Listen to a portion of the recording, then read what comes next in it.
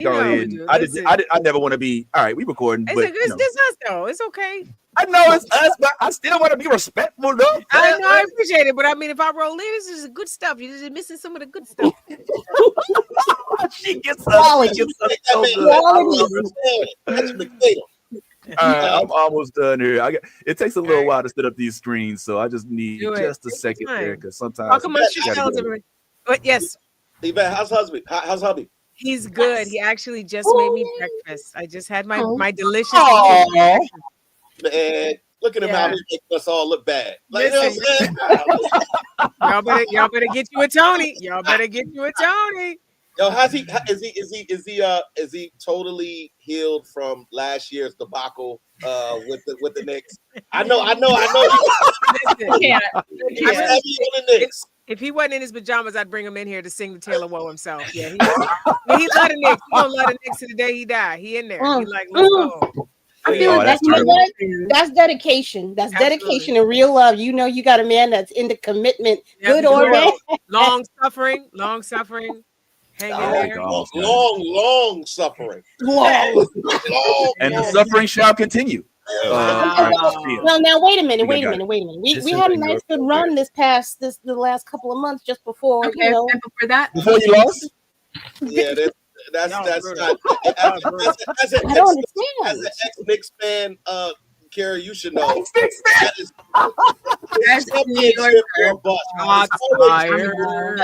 Come on, man. We were living our best lives that this past summer, winter. Leave us alone. Let us live a little bit. All right, guys, we're getting close. So just to give a quick overview, Yvette, before we go ahead and get this thing cranked up, even though I know we're recording, but this ain't where we'll start the actual show we actually posted. Okay. Yeah, I just want you to have it in case you wanted to do clips or whatever. Oh, well, thank you. She gets me, man. She gets me. All right, so she remembers. So here's the thing. Let me put us all on screen. So one time we had you on, we wanted to ask about community, but we knew that things were still a little. It seems like things are a little more official now. Is it okay to ask you about what's going on with the project? Absolutely. It's just as long as you're prepared to know I know nothing. And God damn it. Nothing is. Well, listen, but you can ask whatever you want. It's just okay. So all right. So I'll save that for then. And then I'm just gonna prep you up. I normally like to hit you with surprises with questions, but I'm gonna tell you right now, one of the questions that I'm most eager to ask you about is how was your experience with your cast when you went on to the J Hud show and went down the Spirit Tunnel? And I want to know how you all coordinated your moves, if there was any attempt to like things like that. So that's me. Absolutely. Right? Yeah. Everybody else, y'all got your own thing. Get in. I'm good with whatever you guys ask me. It's no problem. Before we do that, and then also I have a quick thing in respect, because I see that you had a relationship with Malcolm Jamal. Yeah. And so without tear jerking or getting too far into I don't know how it's gonna go, but bring it up. I could make it through unscathed. That could end up becoming a blubbering mess. Who knows? But go for it. Well, you your authentic self as always. But for the actors in the building, which I know Yaz is kind of juggling work at the same time, do you all have your scripts ready?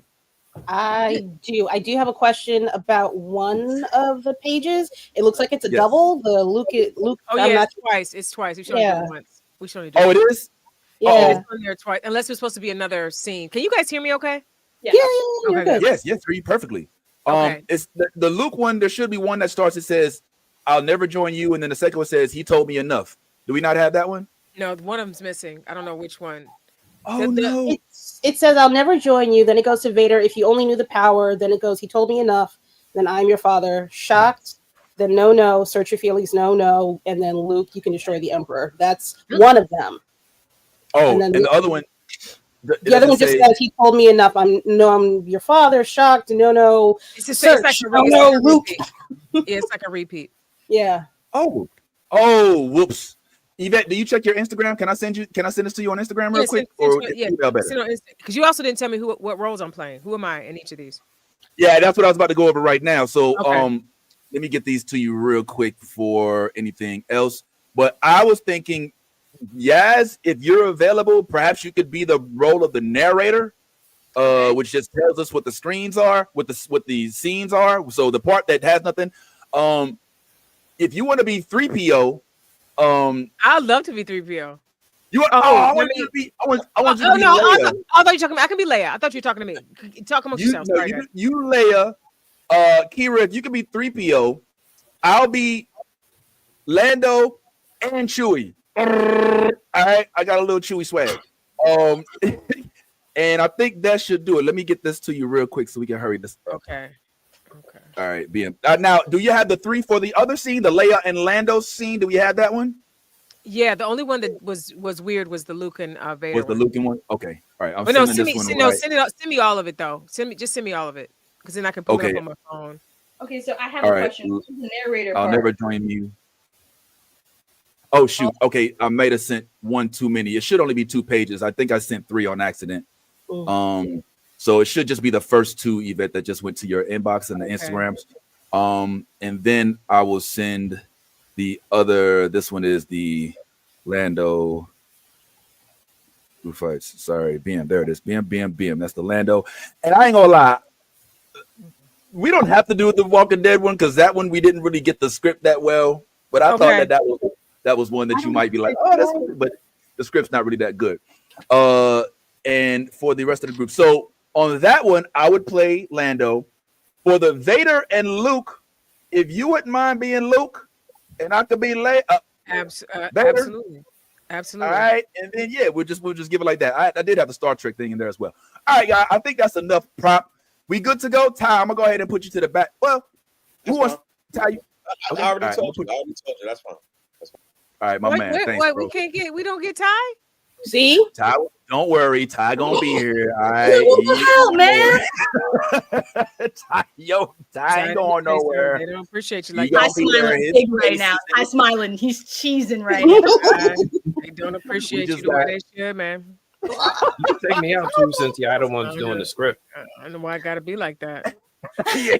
All right, cool. So I'll kick it off. I'll start tossing it around, guys, and then we'll do as we usually do, okay? But the most important thing, authentic, have fun. Yvette literally is one of us, all right? Like literally, all right? So let's go ahead and let it rock. All right, guys, let me go ahead and crank this up. I hope you like our little graphics that we got for you as well. Yeah, we out here. See, we even made you a... See that? Yay! So we're gonna go ahead and get this thing cranked up. All right, let's go ahead and start, y'all. And okay, let me put this on repeat for a second. And then we know we don't play around. And there it is. You know what? No, she don't get that music. She gets the good music. There you go. All righty, guys. And then I'm gonna have this. Hold on, quick screen check, guys. Bear with me. All right, yes. As you can see, we upgraded because Ben's got all your sexy photos on. I see. Oh yeah. I ain't come to play. We took notes from the last interviews. Thank you. I was like, where is it? Got something from 1975. All right, here we go. Hey, you already know what it is. It is your favorite blurred click to talk blurred stuff with. And yes, this morning you are in luck because we are joined by the blurred queen. And yes, I know.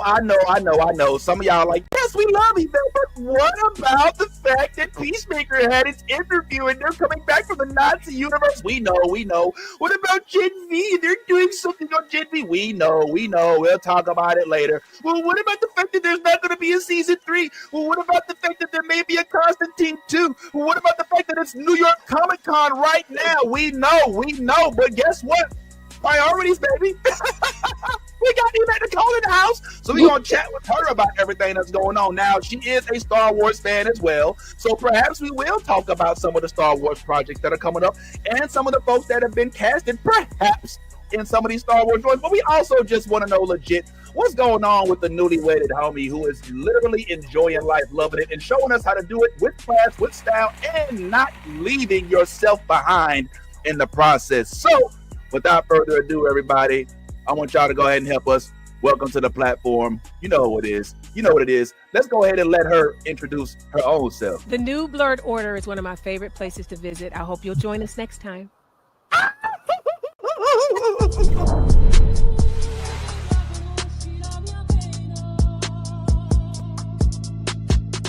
The New Blurred Order is one of my favorite. I just had to make sure y'all heard her say it twice. And she's here with us this time again. So please, everybody, put your hands together for the one and only Yvette Nicole Brown. Hey, everybody. How you doing? I'm good. I'm so happy to be here with you guys. Yeah, man, we happy that you were here, man. Especially because, listen, for those of y'all that don't know, whoa, hey, this ain't got nothing to do with me. Hey, get me out of here. So, like, yeah, well, for those that don't know, like, Yvette doesn't live on the East Coast like some of us. So she takes her time to wake up and get ready to join us on a Saturday, which is typically, you know, a very melancholy. It's a good time for pillow talk, especially now that you get to spend those days with your husband, Miss Yvette. It's been a minute now. Last time we met, you were just being introduced as Yvette Nicole Brown, the fiance. Yes. It's been over a year now, Miss Yvette Nicole Brown.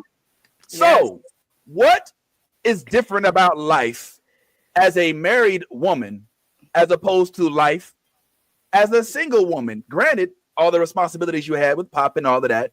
What's going on? Talk to us. You know, it's funny. It's nothing's changed in the way life feels. Like it's just really great to have a team member. You know, I am so grateful that I get to like hang out with my best friend 24 hours a day. And me and Tony are two fools. We bag on each other. It's literally like having like your brother or your sister. Not in that way. Wait a minute. But I'm saying like somebody, you know how brothers and sisters are always like needling each other, like always like, I'm not touching you. I'm not touching you. Whatever the marriage equivalent of that is me and Tony. Like we literally are just cracking jokes and just celebrating and giving each other a hard time all day long. It's really a lot of fun. I love that. Okay. I'm gonna take a couple moments here, guys. Now there's, I think half the panel, a good chunk of us are married now. All right. And sometimes when you get married, you learn stuff about your spouse after the fact. Anything that you could disclose? Like I can speak to myself. I didn't know that my wife didn't like the words good morning, which is a really weird thing to me. Like, how do you not like the words good morning? Like, we had literally a 3-day argument. I'm like, it's just a greeting. Like, I don't like it. You don't really mean it when I say good morning. I was like, oh my God, who did I marry? Like, now I'm not asking you for the dirt or the I got some. So I did not realize that Tony needs not just sound to go to sleep. He needs the actual television on. So my man, it's not enough to like have music playing, or it has to be television. And Tony picks like Martin episodes from 1996. Martin is not a quiet show. I don't care what episode you put on. Right, too. Somebody is yelling at, is bright. There's music. There's screaming. Like it is not a peaceful let's go to sleep show. Like my favorite go to sleep show is probably the Golden Girls, because even the music between scenes, like it's literally saying go to bed. But Martin is not saying go to bed. Martin is like let's go to the club. So that is what I learned. But it's good to see Tisha, your co-star, right? A good friend of yours every listen, night. Ain't nothing makes me happier than seeing Tisha and Tashina and the whole crew. But I need it not at midnight. It's a loud show. That's a loud show. All right. Quick follow-up, guys, and then I'm going to go ahead and toss it on over to Yazzie and then Nolly, if you don't mind. And welcome to the chat, New York. All of me. I'm so sorry. Don't worry. We want New York. So now that you have had your wedding and you've had a time to realize how hubby is, and I did have a question about maybe what some of the trials of making plans for the wedding were, because we know it's really hard. It's not as easy to prep a wedding. We all, a good chunk of us went to Yaz's wedding, and it takes a lot. But I'm going to skip past that because that might take, I don't want to bring you back to those dark days. But I am curious because on your list of guests, not only did you have yourself, but you had some members of the community cast as well. So my question for you, Miss Yvette, was which one of these cast members had the best dance at the reception? Oh, that answer will always be Ken Jeong. If you have not seen Ken Jeong's dance, what are you doing with your life? It's like a hodgepodge of like 80s. The robot will make an appearance at some point. There will be a moonwalk. In fact, Michael Jackson's entire repertoire is a part of it. There's some body rolls. You might get the worm. It's Running Man is always popping in. Like it's a whole adventure. It's a whole. Are you serious? So like, you wouldn't be willing to show us to demonstrate how the kid did the rope? What was he? No, it's just he actually does, the robot thing where they do this and then he does the whole thing. If you've watched Community, you or Ken Jeong on any red carpet, you've seen him dance. He loves to dance, loves to sing, all the things. Yeah, okay. So is there a close second place? Is there a Joel McHale, Elaine Bennis dance that happens? I don't know that I've ever seen Joel dance ever. Oh, you know who else is really good? Allison couldn't make it to the wedding, but Allison is also a very great is a great dancer. She gonna cut a rug. She gonna cut a rug. Yeah. All right, cool. Yeah. All right. Well, I'll go ahead and pass the mic around the room so I won't hog it from everybody. So please feel free not to let me take it. And if you don't, I got a whole list, so shoot, don't try me, man, with the birthday. Yes, you got something? Yeah. Oh, go ahead. And open his mouth. So No, the only thing I was going to say, I'm just mad we didn't get it on film when she said every woman need to get her a Tony, because that would have been my replay. Man, she was you didn't get truth. that. I'll say it again for you. Every woman need to get herself a Tony. Mm. I was talking about because I thought we were recording at the time, but before I had to come in, because it's starting so early. And guys, thank you so much for starting earlier for me because I have a long day. But thank you. Tony made me breakfast. He made sure I had my morning tea and breakfast before I started my day. He's just a good friend. More than being an amazing man and a wonderful husband, he's really, really a good friend to me. He really is. What was it, Yvette? Was it pancakes? He made potatoes and mushrooms, like in like this little wonderful sauce, a fried egg fried hard, some toast and bacon. Tony, wait, one second. Let me get. Okay, so how did you train him to do this? Was it positive reinforcement? What did you do? Was it a trade off? What do we do?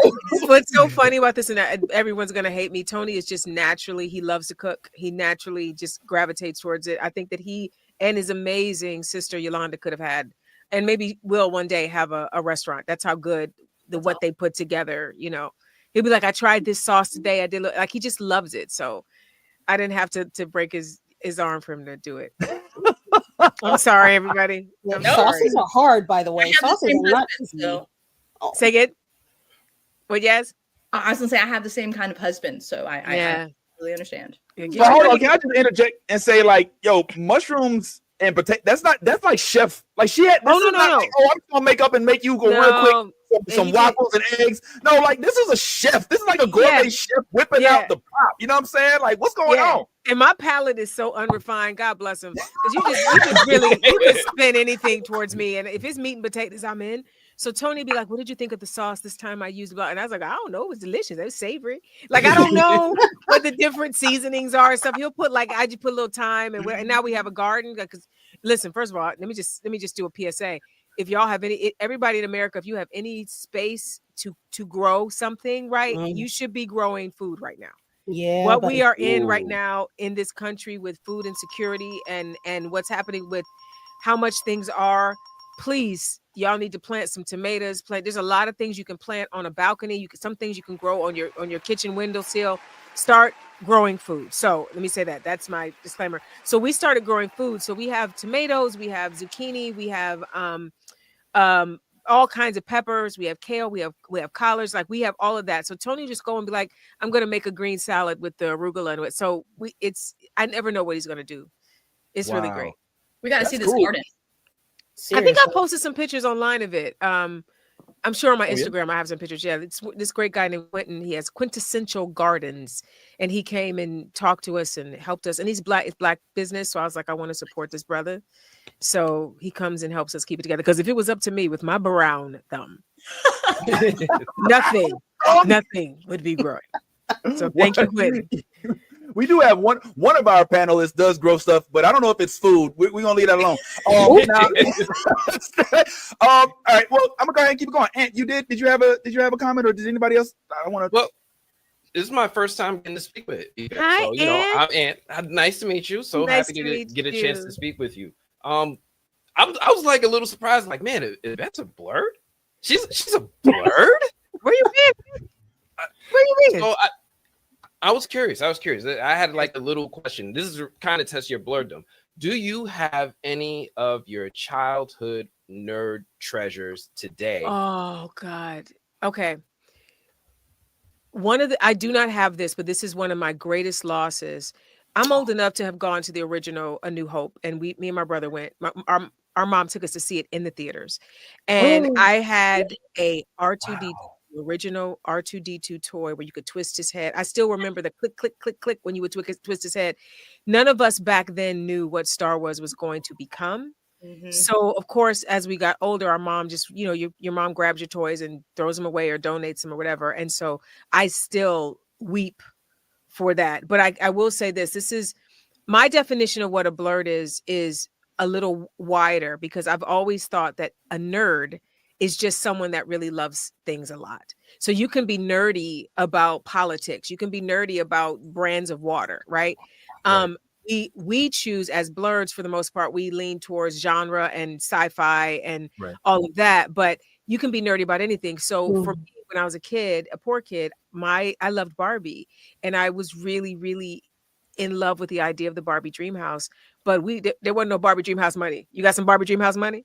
So I never got the Barbie dream house until this year. I found an unopened, pristine, unbuilt, fully furnished Barbie dream house. What? And I won that bid, and my 50-something-year-old self sat in the family room and put my Barbie dream house together and played with my Barbie. So that is a childhood thing that I still have, but I just never had it then. How about that? It's the longest answer ever. It's a long answer. It's authentic. It's beautiful, and you still have it. Yeah, I do. Is it close by? No, let me stop. I'll be asking too much. You should go in the room. Okay, cool. So let's go ahead and keep that circle going. Nolly, now you and Yvette are BFFs at this point. So y'all may as well. We be texting. I gave y'all all my numbers. Ain't nobody's fault. Now the only one that text. And I'm like, oh, I'm bothering this lady. You ain't never bothered me, baby. You ain't bothered. If I give my number, it's because I'm open to us having a conversation, becoming buddies. And Nolly got in. I'll be scared.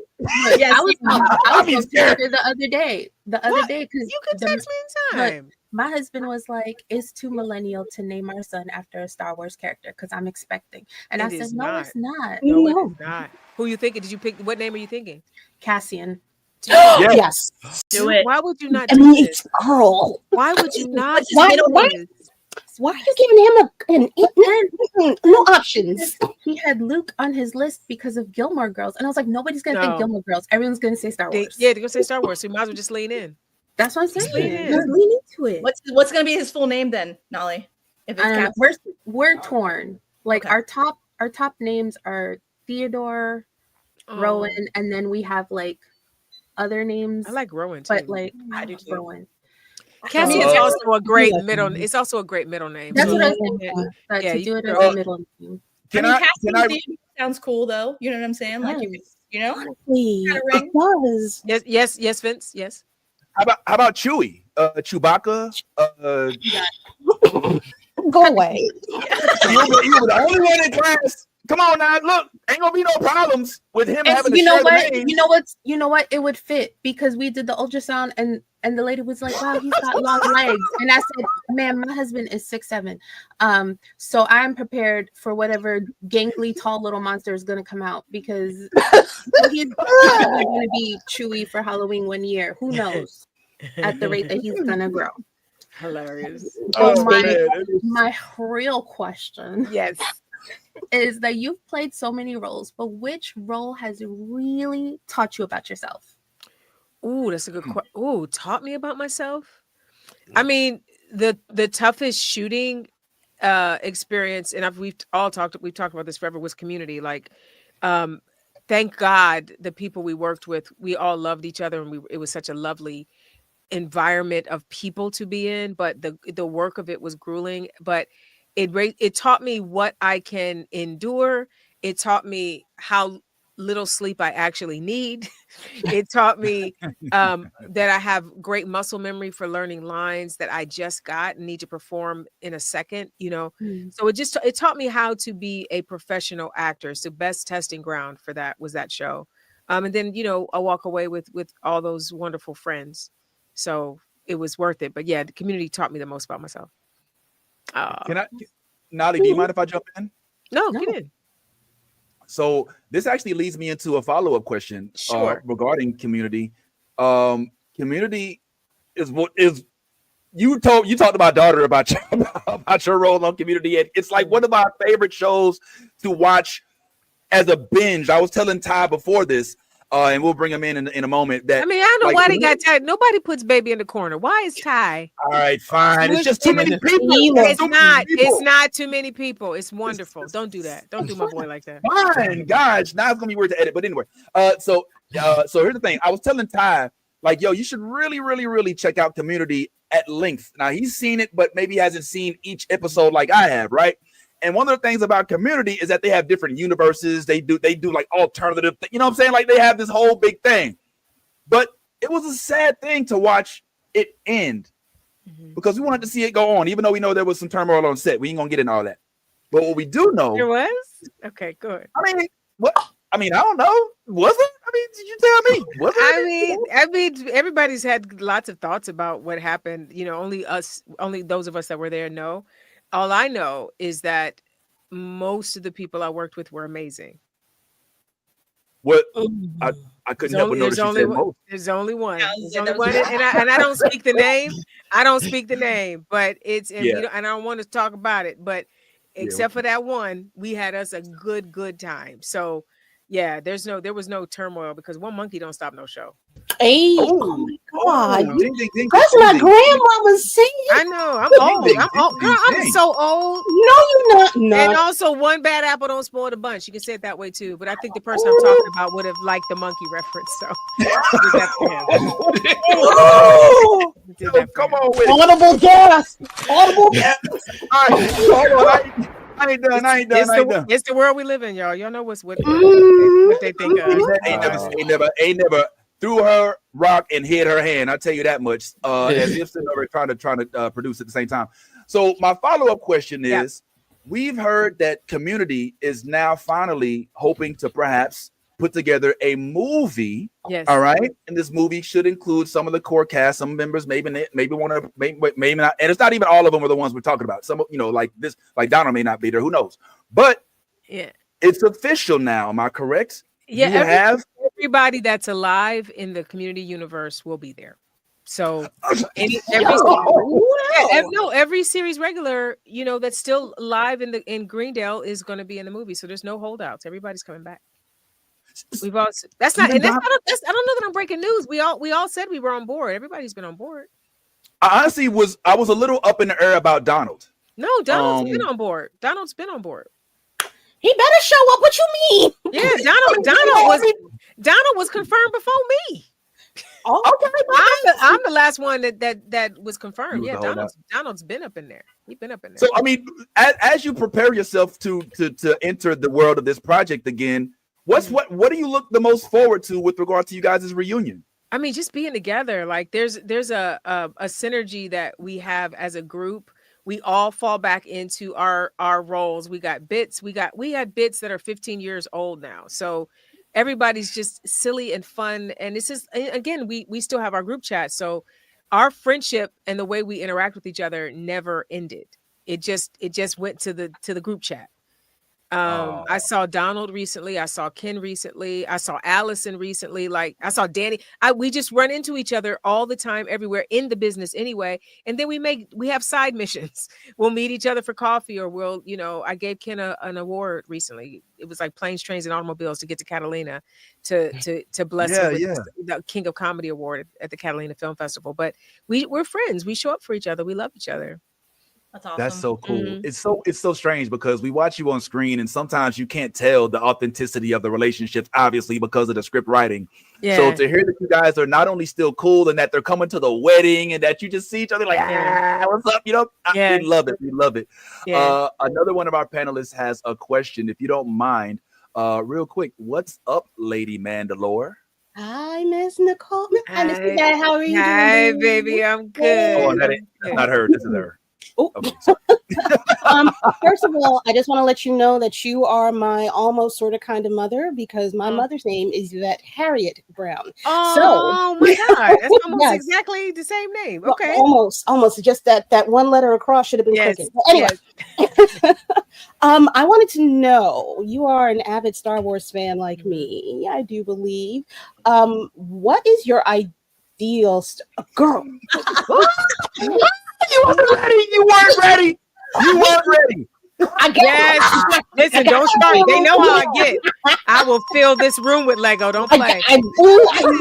This is here because I just built it yesterday, and I wanted it to be in my studio so I could look at it every time I do my voiceover. But yeah, I'm sorry. I didn't mean it. I didn't mean to upstage you, baby. Go ahead and go. No, girl, please. Wait, what do you want? What Star Wars storyline? Have you ever thought of a Star Wars storyline that you would love to see on screen, animated or movie TV form? I mean, this is going to be so point of personal privilege, but I did Lieutenant Colvette Valeria in Lego Star Wars.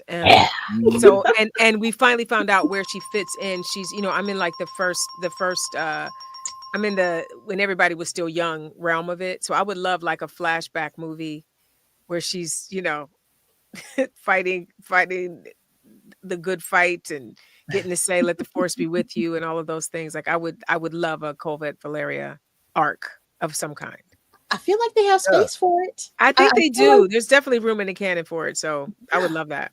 Please, I love you, Star Wars and stepdaddy Filoni. I need you to expand that universe, baby. That's all I'm asking for. I need some more IP. Please. That's all I'm saying. Also, I'm just so grateful that I'm in it, because you never know when you'll get a call say, "Well, come back and do it." Because I did the holiday special or the summer special a few years back, and that was literally because I had done Freemaker Adventures. They knew that I lived in the world, so they could do this little side thing with me and Obi-Wan, and it just was amazing. So as long as I'm in the world and they go into that time frame, I can be called in, which makes me very happy.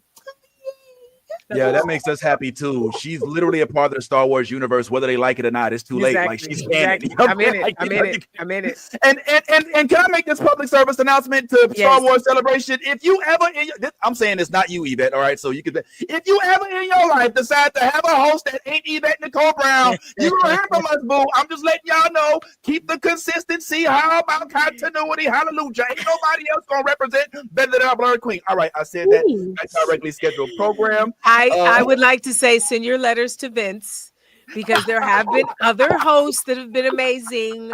And also this is the thing too. It is such an amazing thing to host Star Wars Celebration, or really to host anything in the Disney universe. I've been blessed to host a lot of things for them. I'm not greedy. And so I understand that sometimes it can't be me. It's somebody else's shot, and I support it. But man, it was the time I got to host it. Oh, it was nothing like it. Nothing like it. All righty. Come on through, yes. Oh, that's super awesome. I love that. I just love how you love Star Wars so much. It literally gets me so excited. So speaking of Star Wars and your love for Star Wars, obviously we just talked about Colvette Valeria, as you were playing in Star Wars. My question is, you've talked about the Mandalorian saga, the series, for ages. Yvette wants to be in it, you guys. Give her a chance. I do. So my question is for you. If you had to create a Mandalorian Cree that was to be followed, what would it be? Ooh. Ooh, I mean, it's kind of in line with my own personal creed. Just be kind. You know what I mean? And I know in the world of in that era, they can't be kind. Everybody trying to kill you. You got to be ruthless. You got to be ready to throw somebody in the bog. I get it. But I do think that was part of it. Like if possible, do no harm. I think that would be it. If possible, do no harm. Can I interject? Perhaps Yes. we put a little Mandalorian stank on it, if I will. Do it. How about the FAFO creed? Well, it's pretty much that's kind of implied. Like, be kind, but if you can't, here it comes. Like, I don't.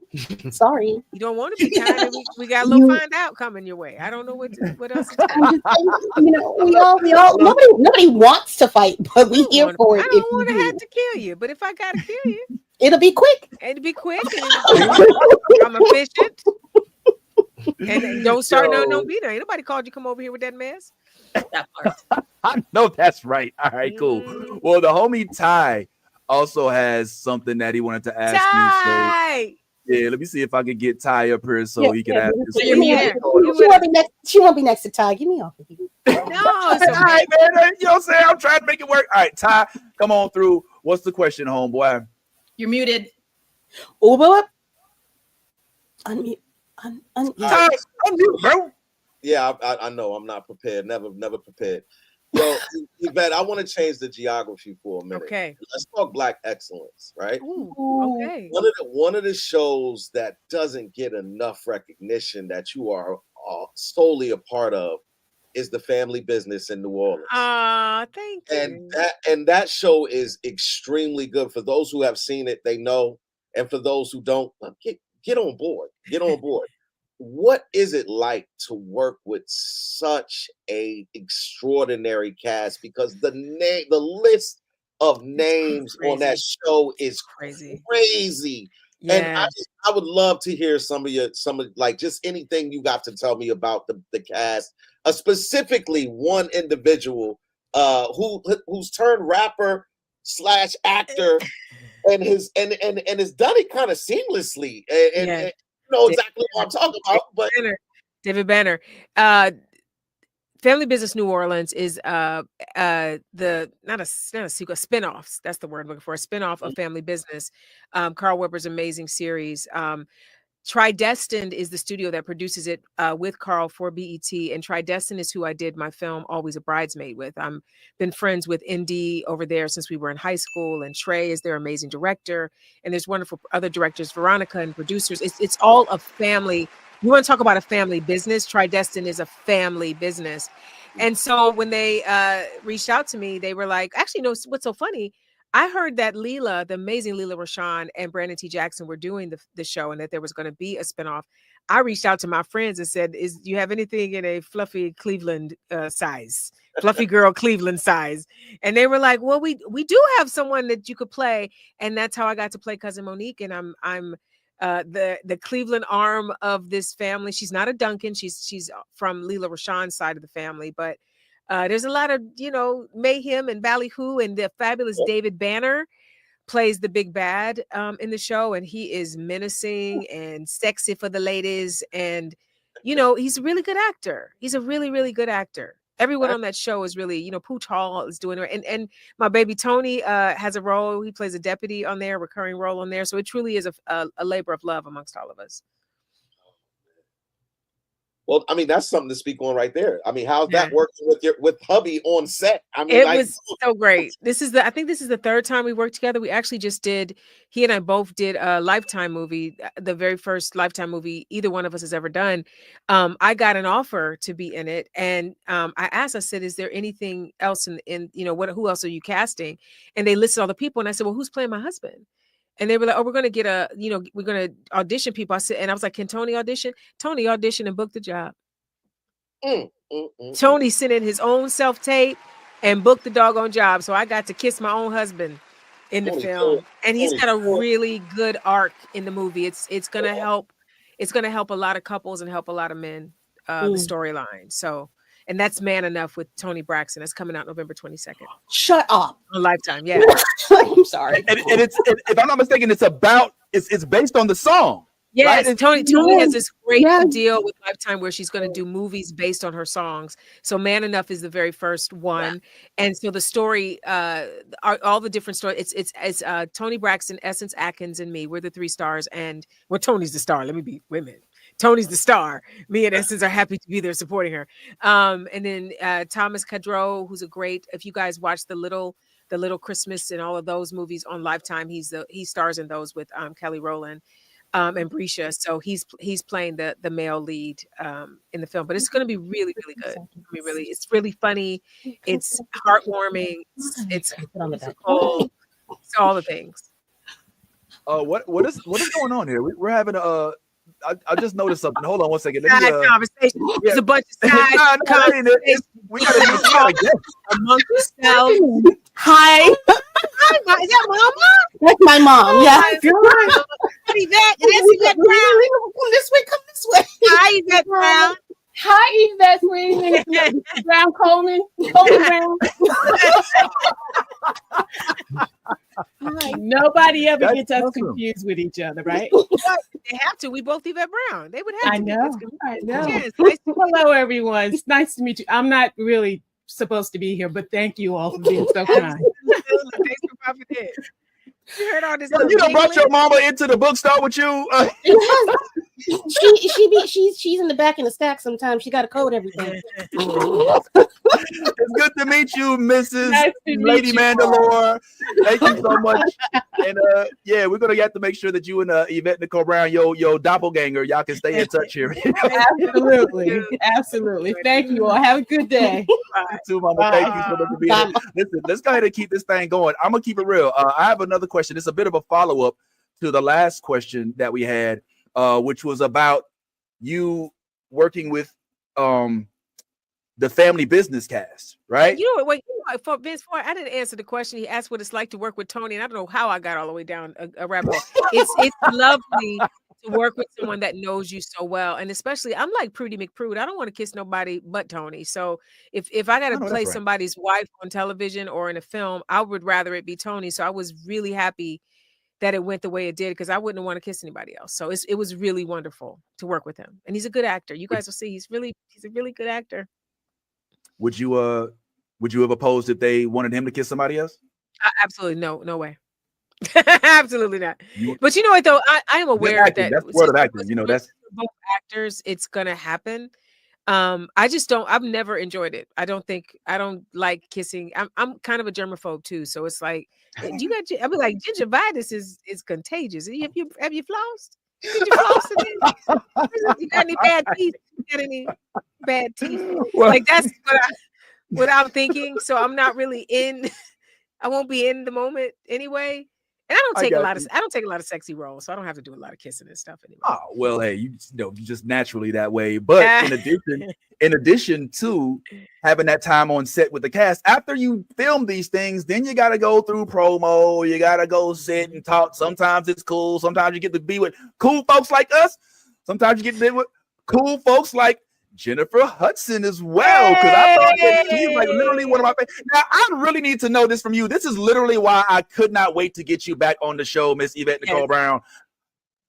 Talk to us about the Spirit Tunnel, man, because this thing right is so dope to me. Like, I need to know what goes into preparation for going down the Spirit Tunnel. Do y'all be like, all right, they're gonna have us walk down. I want you to go ahead and do the snake. You're gonna do the robot. I'm gonna do the moonwalk. Or do y'all just like, look, I don't know, we're just gonna go out there and talk. And what is wrong with Derwin Davis? You know what? We did not plan this. And I remember the first time I did Jennifer's show, I think I've done it like 3 times now. The first time I did it was before people knew about the Spirit Tunnel. They had not made it. It had not become the thing yet. So the first time I did it, you turn the corner. If you see people turning the corner and they're surprised, they don't know what's about to happen to them. So the very first time I did the show, I turned the corner and was like, what? You don't know that people are going to sing for me and welcome me to the show? It's amazing. But by the time I did it with the family business cast, I knew what was up. So it's just like, you just want to make sure you hold your section of the tunnel together. Like, I didn't want to let the team down. So as I'm going down, as you see with David was handling it. So all I needed was a little shimmy. I just need to do a little shimmy to keep my side okay, because David had the other side together. Same thing with Leela. Leela ain't got to do much because Brandon is serving. So you just hold your end as you go down. keep the rhythm as a Black person, and let the chips fall where they may. And now Pooch had his moment. Pooch knew I'm bringing up the rear. Let me give him a little Michael Jackson. Let me just make it do what it do. But it's literally a free for all. It's a free for all. Man, I don't know. It feels like such a fun thing to do. It sets her show aside. We love her ever since American Idol. So it's just interesting to me. What does, I mean, like, I ain't gonna lie. Like, if it was me, I might have done something stupid. I mean, you've seen the tunnels. A lot of people, some people have done things. It catch you off guard. You don't know. You might be off beat. There's a lot of stuff that can happen. You can make it a moment, or you can make it a moment. You could just survive it, or you could celebrate your way down. These are your choices. You know, I just celebrate my way down. Yeah. Speaking of your way down, like, can you explain to us what's going on with your co-star, Pooch? He's got a whole thing going on here, and he's dead. I just want to know if you approve. He's making a moment. I've told you got choices. This is his choice. He's like, it's my time. I had to wait to the end. I'm gonna let him have it. And what did he do? He made a moment. He did. He definitely did. All right, cool. Well, thank you so much. I've been dying to ask you that. Our homie Yaz also has a question for you. Yaz, what's going on? Oh, sorry. I'm feeling those vibes from the Jay Hudson show. Like, I would love to turn a corner and just have so many people hyping me up for it. So great. Oh, I bet that's beautiful. I love that. Okay, so my question is for you. Your lifelong desire is basically to be a role model for children, and you are a big influence on. It's been a big influence on your career, and I mean, the world loves you because of just how PG-13 you have been able to keep your entire career. Which kudos to you, because I understand how hard it can be now that I'm officially, in school, so I understand. My question is, which one of your voice acting roles that you have played has been the most, it best emphasizes basically your lessons about friendship, about kindness, and, the differences that, you try to convey through your work? Which role do you think would best convey that? Oh, that's a good question. I would say currently there's a wonderful show I love on Apple TV that I narrate called Shape Island. And it is a show about 3 different shapes, a circle, a square, and a triangle. They're all different in how they have to coexist and care for each other on this island, and understand that differences make us strong, right? They're not the things that should divide us. They're the things that should bring us together. So that's what I'll say first. But there was another show I did for years on Disney called Chicken Squad. And sadly, we did this show around the time of George Floyd's murder. Oh, there was not a lot of love for the right. They did not like the cops at the time. Understood. And my character was a captain. She was a retired canine police dog who was teaching these little chickens how to be better members of the community. So she would teach them how to care for each other, how to save someone if they were in trouble, how to run towards danger, and basically be one of the helpers like Mr. Rogers told us all to be. And it was really a sweet show. I got to sing on the show, and it was really I thought it was really great lessons for kids, but because it came from a police dog, we didn't last long. But I think those 2 shows in particular really model, I think, how we should love and care for each other in the world. I love that. Mm-hmm. You got your answer, Yaz? Yeah, I got my answer. I figured it was going to be Shape Island was definitely going to be on that top list. Yeah. How beautiful of a message that it's a soothing. I know this sounds like I'm like trying to promote the show, and No. I want people to watch it because it's lovely. But even if I was not the narrator on the show, it is such a warm hug of a show. It's just, you could turn Shape Island on and just, I'm talking about how we talked earlier about Tony putting Martin on. Shape Island, you could go to sleep to. Shape Island is the kind of show that just kind of makes your blood pressure drop a little bit, makes you think about kinder things, and you just kind of float along with these shapes and as they learn their lessons.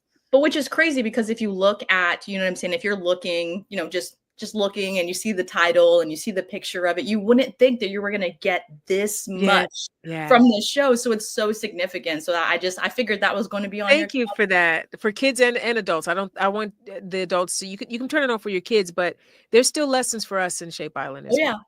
I watch kids shows, so that's why I had to make sure that I stated that I knew it was one of your top ones, but I wanted to hear it from you, basically. Yeah. It is. Oh, yeah. We all watch kid shows. You Well, ain't okay, but official. I mean, Don't try to. I watch them to go to bed. You know, like Tony watches. You know, Martin. I'm the same thing. I have to have my ambiance. I have to have my TV on, and I watch kid shows and like movies to go to bed. So sometimes I'm not gonna lie, I'll check the time and I'm like, oh, it's 2:30 in the morning. Maybe I should change the show because I'm watching it instead of sleeping. Instead of sleeping to it. Yep. See, you get it. You get it. That gives me that before Ant has this question. That reminds you say your husband plays Martin. So what are you a pitch black silence? I need to sleep in the vacuum of space type of person? No, I literally can sleep. This is what I learned with Tony. I can sleep under any situation. So there have been times that I have fallen asleep with the television on, but I don't need the television on to fall asleep. So there's just a difference. So I can sleep in the dark. I can sleep with a light on. I can sleep with the television on. But if I had my choice, I probably like a night light and some music, nice music, would be my choice. Yolanda Adams, maybe a little Yolanda Adams, or I love 70s and 80s R&B. I want to hear like the OJs and Shalimar and some DeBarge. I love it. Something like that. Sade, little Sade, some Anita Baker, Luther. So Aunt, basically, if her husband ain't trying to sleep with Martin, she gonna be over there trying to sleep like exactly. That's relaxing. It's with you. We can sleep right now with that. Come on, y'all. All right, let's not do it, Yaz. She does judge, folks. All I believe. All right, yo. So the homie Anthony has a question for you as well, Miss Yvette. Hopefully you don't mind obliging. Here you are, Anthony. What's going on? You up? I'm sorry. I'm sitting here laughing at y'all. You get to participate in so many different areas of entertainment, movies, television. You're narrating children's shows. I wonder, do you still enjoy watching TV? Do you still enjoy watching movies? And if you do, what's your guilty pleasure? What's your guilty pleasure? We might be surprised to find out. I do still love watching television and movies and all that. The problem is there's so little time. Between work and being a caregiver and then now being a newlywed and then just all the amazing things I get to do, there's just not, I don't get to binge like I used to. Guilty pleasures. Oh, I mean, there's so many, but I really am enjoying Paradise with Sterling K. Brown right now. There's a soap opera called Beyond the Gates. When I tell you I have become the old woman that got her stories. If I had grandkids right now, I'd be like, don't you talk now that the daddy did something. She done went to Vegas and got married. I got to find out. I'm that chick now. Don't talk while Beyond the Gates is on.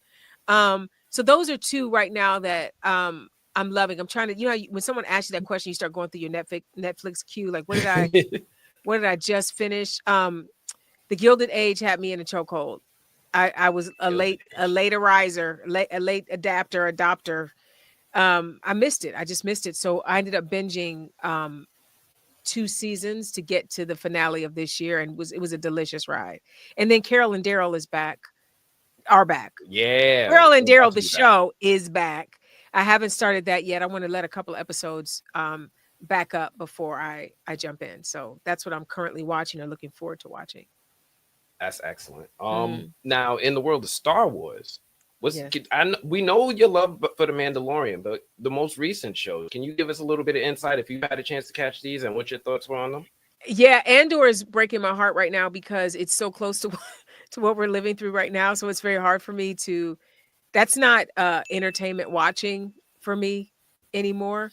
But of the new shows, that's the one that I was the most excited about because we got to see more about what they went through. And now what are we, season 2, season 3? Season 2. It's been enough time for it to be season 3, but it's season 2. So I'm just loving the lessons, and I don't know if people are really learning. Like it was almost like when the boys came out, and certain people in a certain side of politics didn't realize that the supers weren't the good guys. There's some things happening in the world where I don't know if people understand who the bad guys are anymore. So I feel like people are rooting for the Sith, and we shouldn't be rooting for the Sith ever. Well, that's an interesting question. I mean, I'd like to get into that a little later, but the Sith in Acolyte started to actually present a fair case about the Jedi pulling up like DCF Like, they did.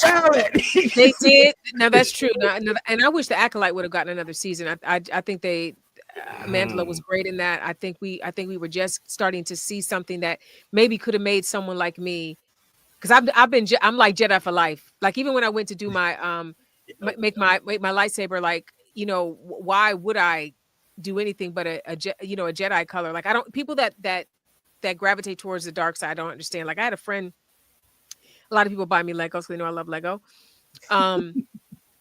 They bought me like a Palpatine helmet, and I'm like, I'm never gonna make Palpatine. I'm never gonna be. And as much as I love Lego and I was down and needed a new set, I did not build it. Somebody sent me a Vader. I did not build it. I do not. I mean, Vader's okay. Vader's different. Anakin's different. I'm about to say. Anakin's different. But I'm just, remember though, I came up in the original Star Wars. So Vader, he was redeemed later for us, but this is pre-Anakin time. We didn't get to meet the little boy. Right, this was, you know, so it's still, you know, Pavlovian for me to see that black mask and think of, you know, how he tormented my heroes. So I just can't do it. Just can't build it. Can I say something real quick? And I hope you don't mind this real quick, but I had a premonition this morning when I was preparing for the show about Star Wars, and this isn't going to my question. This is side, since you're blessing us with some time. And I almost broke down when I thought about the scene between Darth Vader and Luke when they were in the presence of the Emperor in Return of the Jedi. I'm gonna take you off for just a second, Ant. Here's what happens. Darth Vader's telling Luke, yo, if you're not gonna come to the dark side, because Luke's sitting there, he's closing his eyes. He's basically, what we would do is he's praying, you know, but he's talking to the Force, but or disassociating one of the other. One of those two, right? And so then his dad is sitting there popping off. Yo, if you ain't gonna join the dark side, I heard you found out about your little sister. Right. Don't worry. If you don't come, maybe your sister gonna come. And Luke snaps. Yeah, he snaps. And this is the part that I didn't, as a child, Yvette, I did not take away. He has to be faced with, do I allow my father, who's sinister, do I let him come for my sister, or do I take it on myself? Do I kill my own father? He had to kill his own father. Choose between two different family members. And keep in mind, remember, Anakin went to the dark side so that Luke and Leia could live. It was Darth Sidious that offered him the opportunity. Okay, I'm geeking out too much. I can tell. No, you're not. I don't know who's. But like, yo, Darth Sidious offered them the opportunity. He's like, yo, look, your wife gonna die with them babies in the womb if you don't come to. So like, that's when like the full circleness of those it began. That's right. You're like, hold up, man. It's not just as cut and dry as good and evil. That's like, right. Everything comes down to different situations. I mean, yes, but remember though, we're learning these lessons as adults. Right. I watched these movies as a child. I was 6 or 7 when the original Star Wars came out. So the nuances of good and evil were very binary. There were no nuance to it. You were either a good person or a bad person. It's light or dark. So as the sequels and the prequels came out and we got older, then you got to see the nuance, because we didn't know that all those universes lived inside of Vader. We didn't know about Anakin yet. So now I get it. To this day, I do not understand people that wake up with the goal of destroying other people. I do not understand that. I will never understand that. But I do understand Anakin's journey, where he literally had to make decisions about the care and future of people he cared about. Did he make the right decision all the time? Absolutely not. Absolutely not. So I think it's just a little different. Now that's different from Leia and Han's little baby boy. All right. You know what? We ain't gonna do that. We ain't gonna go down that road right now. But I do want to take you down this real quick. I got a couple minutes that I just want to talk a couple serious things with you, if it's okay. All right. We normally keep it pretty light, but I just wanted to at least a little bit, a sprinkle, not a whole MSNBC show, but a sprinkle of politics, maybe. And I'm just gonna take you back to something that impacted. Pull on up with it. The love, the empathy, the compassion, inclusion, the justice, the kindness. Come on, all of it. What I want to know, because something impacted me. We all have lived through the last year. We've seen the empire take over. All right, we get what's going on. But without going into the death, the death and all of the other things that are going on, I want to focus in on a programming element with regard to MSNBC, which was basically home for a lot of folks to have a little bit of hope for maybe there being not the administration. Joy Reid, I want to specifically ask you about Joy and what happened, like, and how you reacted, and what you think is the deal behind her being basically escorted off, figuratively, off of this platform that I feel like she helped build that 6 o'clock hour, that 7 o'clock hour. And maybe she didn't tote the line with every single thing, but none of them did. Look, they all had different personalities. Okay, let's not sit here and act like, oh, there was one person who was pro such. So I just want to hear from your own words, because I know that you're very outspoken. Like, what happened here? What's the deal? Racism. That okay. It's racism, because there are people that speak as forcefully as Joy did and does, and they still have their jobs over there. I mean, why is Tiffany Cross gone? Exactly. Racism. Because the thing is, a black woman, an unapologetic, smart, principled black woman is always a danger to the patriarchy and to white supremacy. Always. And that's why they always target us. That's why they want to get us, make sure that we don't have the jobs, we don't have the microphones. It's not a small thing or a coincidence that 300,000 Black women have left the federal work environment or the employment roles. That's by design. You know what I mean? They don't want us to speak. Who do we want in office last time? How many of us wanted her there? 92% of us. So that makes us immediately the enemy. So any Black woman as smart as Joy with a platform who calls a spade a spade and is interested in getting into as much good trouble as possible will have a target on their back. But I think they unleashed the Kraken because she's more powerful off of their airwaves than she was on, because now she can say and do whatever she wants. And that's exactly what she's doing. She's saying and doing exactly what she wants. And I support it 100%. Please. And I mean, just that list alone is so disappointing. Yeah. Joy Reid, like, literally, she's like the I almost said the smart Dr. Umar, but I ain't gonna say that. She's such a tool to be used for knowledge. Our good. And our good. Yeah, and our good is the good of everyone. People forget that when we fight for civil rights, it helps everybody, not just us. So y'all need to just step back and let us cook. Pop off. Yeah. Melissa Harris Perry. Yep. Tiffany Cross. We watched them all go down, right? And I don't understand it. I literally don't understand it. And unfortunately, they lost a viewer in my house. I haven't been back. I haven't been back since Joy's gone. I haven't watched not one moment. And I loved me some Rachel Maddow and some Lawrence O'Donnell. But I'll catch a clip. I don't give them. I will catch the clips. Nope, haven't watched since. That's literally the exact same way I feel about it. I feel like they just did not consider what could be their undoing by not showing loyalty to the people that helped build up. But I will take a step back. And the last bit of questioning that I had that isn't so, let's just say, happy, but it's very insightful, because I need to hear, and these words need to be spoken.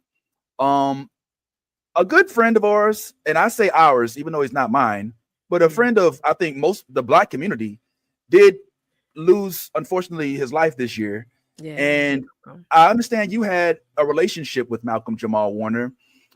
And I learned a lot about Malcolm Jamal Warner from your page, honestly, because I didn't follow him as much. I didn't know that he was so motivational, that he would reach out to you just to say hello and just to say, sending you encouragement. What does the public not know about Malcolm Jamal Warner that we should know? You know, I think thankfully there's very little they don't know anymore, because in his passing, so many of us loved him. And he was such a good friend to so many of us that we all have shared our stories and our videos. And the thing is, a lot of us have videos. Like what I appreciate about Malcolm now that I don't know that I was grasping how amazing it was at the time. If you cross Malcolm's mind, you didn't just cross his mind and then life went on for him. If you crossed his mind, you heard from him as you crossed his mind. So you would get a text, a call, a voice text, or a video saying, hey, I was, he's in the car driving. So I was leaving. I just got a Jamba Juice or whatever. And let me not say that. I don't want to put, he didn't do an endorsement for Jamba Juice, but it's like, I just went and got a juice. No shade to Jamba Juice. They're delicious, but I don't want to act like, I don't want to put a brand name in Malcolm's voice, his mouth. So let me not say that. But he would like, just got a smoothie, and I was just driving. And I was thinking about that time when we talked about this, and he would come with advice from a conversation we had, 3-4 months ago. I've been mulling it over, Yvette, and this is what I think. He was brilliant when it came to Black history and Black culture. That's his mother and father raised him to be a beast in that area. He was very conscious, very an advocate for all things good, and an advocate for his friends. He could not have been happier for me that I found Tony. He was just a delight. That's the only word I can think of. Time with him was always you just felt loved, and every one of his friends will say the same. He was just a lovely human being. Lovely. Well, I'm curious because as we know, you did spend some time with him on set, as he was your husband. He was. He was your husband in Community. What was that experience like? Like inviting him on set, him being a new member of the It was amazing. roles? He was on the show because of me. I when I first got the job on Community, and I knew that Shirley had an ex-husband, I went to Dan Harmon and I said, if Shirley's husband, if she reconciles with her husband, I would like it to be Malcolm Jamal Warner. If she does not reconcile with her husband, you can get whoever you want, but I'd like Shirley's love interest to be Malcolm Jamal Warner. Like I was, remember, I'm like, I don't like to, I was like, if I got to kiss somebody, I want to be my childhood crush. I'm trying to kiss Malcolm Jamal Warner. Bring no old Dusty up in here to, and so we laughed about it, and they thought it was a great idea. And so that's when his arc began as Andre. And I was so like enamored with him from my little childhood love of him that we had a safe word on set. The safe word was green grass. And if anybody in the crew or the cast saw me fawning too much, they would walk by and go, green grass, like abort the mission. And I'd be like, okay, I'm just gonna go get some water, Malcolm. It was great talking to you. And we joke about this, Malcolm, years later, not even years later, like a couple of weeks later, I told him, and we laughed about it because he was never someone that you would need to be starstruck over. He just was such a regular dude that after a while he was like, come on, stop playing. Come on, sit down, let's talk. He was just a regular guy, So yeah. I love him. I love him so much. I really do. It's just wonderful. I'm so geeked up that I just learned that you actually had influence over Malcolm Jamal Warner. Yeah, he was there because of me. Yeah, he was there because of me. That you handpicked Malcolm Jamal Warner. Handpicked. Thank God Dan Harmon said yes. And it was perfect though for the show. Like first of all, we were on NBC. He was returning to NBC, and they got the good Cosby sweater joke in. It was a really simpler, beautiful time, and 14, 13-year-old me was like in hug. That picture of me hugging him as Shirley was probably the first day or two that we were working together. That is 13-year-old me hugging her childhood crush. Yvette and Shirley are nowhere in the building. Grown Yvette and Shirley. That is Yvette in East Cleveland at 13. He's 99. All right, cool. Well, thanks for providing that info. The homie Ty has a question. What's going on, Bad Ty? After hearing what I just heard, Yvette, it's so funny because when we think about you, we think about you in the same light that you thought about Malcolm Jamal Warner. What? We really, I'm obviously speaking for myself, but I know everybody shares the same sentiment. So it's never surprising when energies attract. So with that being said, every time you come on the show, and I'm just gonna say it, you're my favorite guest. I'm like this is never gonna change. Sorry to all of our other guests, but I'm not sorry. But I love y'all too. But at the end of the day, you always come on and impart such like great advice, warmth, love. I like what the people don't know is you are the same person on screen as you are off screen. Like this is the same woman. And I would like in this moment, because you guys just were having a conversation about something very, very important that everyone out here is dealing with, and that is our regime. And I'm going to call it what it is. That's what it is. And if there's any words of wisdom, of love, of warmth that you can just give to the general public, we need it right now. And I just would like to give you that opportunity. Vince, put her full screen to just give us what we need right now, Yvette. You know, it's funny that you asked me to do this in this season, because I still have hope. I want to say that, but at the same time, I do not know how we get out of this, because there are still people that don't think voting matters. There are still people that are not fully aware of what we're facing, because this horrible beast of a blob of goo is haunting the White House again. Like, they don't seem to realize how important this all is. And we really are. And maybe it's our fault. Maybe we chicken littled our way through a lot of stuff by saying every single time it's the fight of our life. But every single time it has been the fight of our life. What I will say that hopefully will bring, I don't know if it'll bring comfort. I don't know if there is comfort to be had right now. But I will say this, if there is any comfort, I will say God is still in control. I believe that he does still have a plan. Now, that said, I think the only way through this is the first word on my hoodie, love. I think that we need to, each of us in our own communities need to strengthen our communities, which means you need to find out where your local food bank is. You need to, like I said earlier, you need to start to grow food and share your excess. Don't throw the food away. If it looks like it's going to go bad, or you got a day or two left, find a neighbor that might need some tomatoes or some kale and share what you have, because there may come a time when that neighbor across the street you gave that tomato to is the person that's going to give you water, because we might be in a situation soon with the way, I mean, they're rappelling down buildings in Chicago and zip tying babies at 3 a.m. in the morning. That is where we are. So this whole thing has devolved in record time. We are in month 10, October, which is really only 9.5 months, I think, because Beast didn't get in there to the 20th. So we're not even at 10 months yet. And we have people rappelling down buildings to search homes without warrants and hold people with no due process. So this is not a game. If you are able to leave this country, you should leave. If you are a marginalized person, if you are someone that they're coming after and you have dual citizenship somewhere, you might want to go check out the other side of your family for a little while. Because this right here, I with them coming up with this new thing where Marco Rubio gets to decide who gets to get a passport or keep their passport, there may come a time we can't leave. So this ain't for everybody.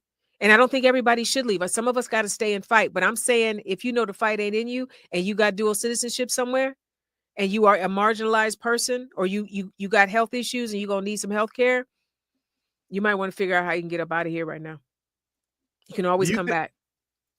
Do you think that people should legitimately consider dual citizenship? I Yes. myself have ventured into the Ghana explorational tool, but what I've learned in that process, and I did not see this. This wasn't on my bingo card, so this wasn't on my list of questions. But Ty brought it up, and thanks for doing that, Ty.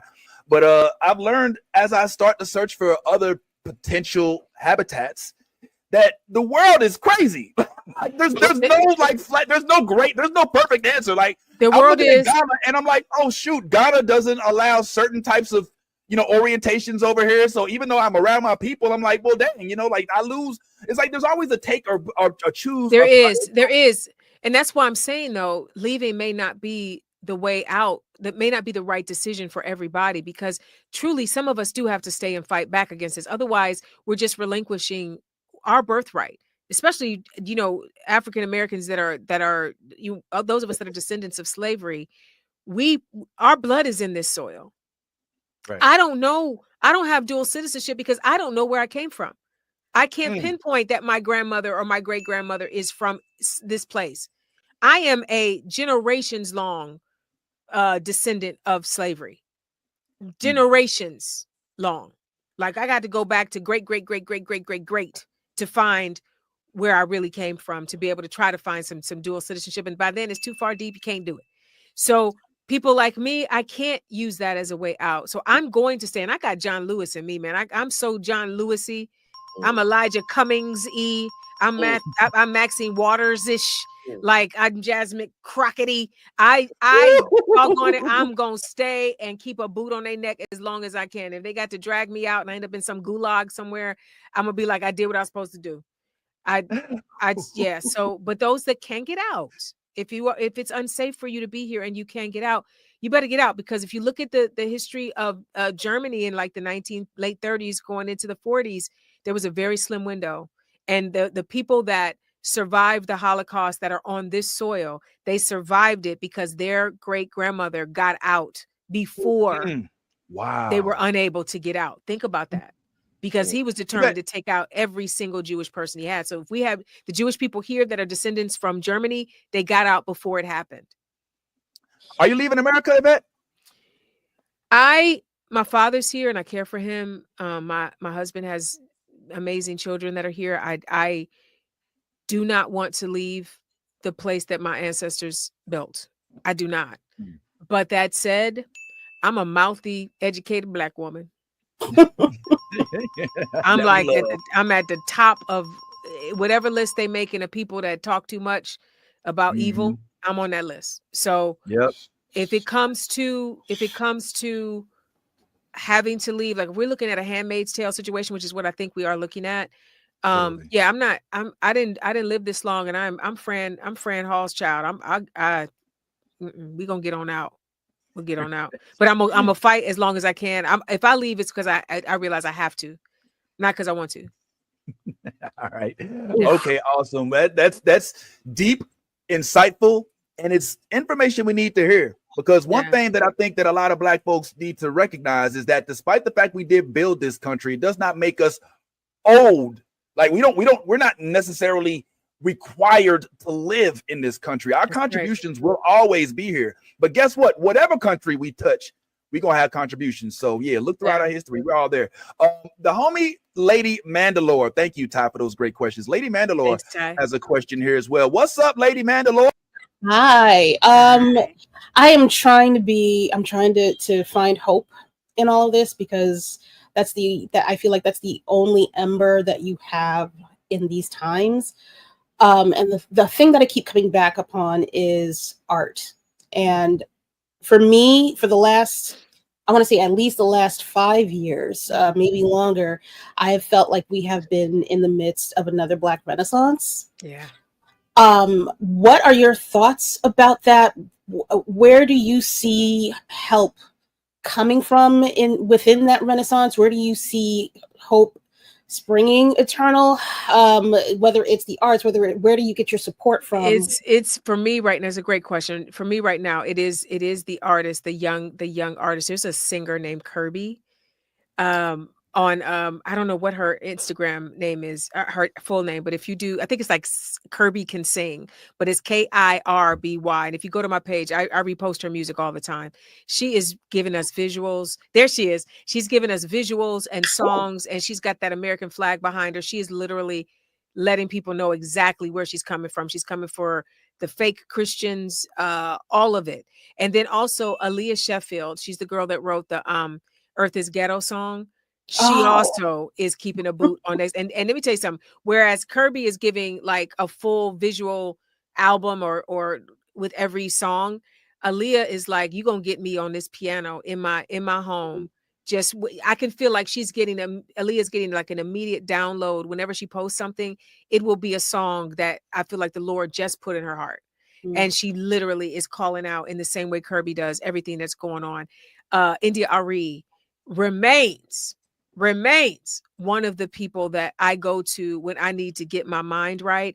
And she's about to do some in-person performances, and she's got some Zoom links for things that are like, she's all into healing and calling us back to ourselves. And I hear tell that there may be some more music coming from her in this space, but she, like Aaliyah, will go into her within her home, get her drum out, get her sounds out, the little bells and all the stuff she does, and she just sets the tone, and she lets you know, like, let's go.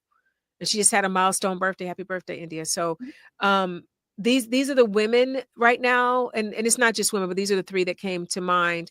There's also a rapper, doggone it, I don't know his name. Dang it.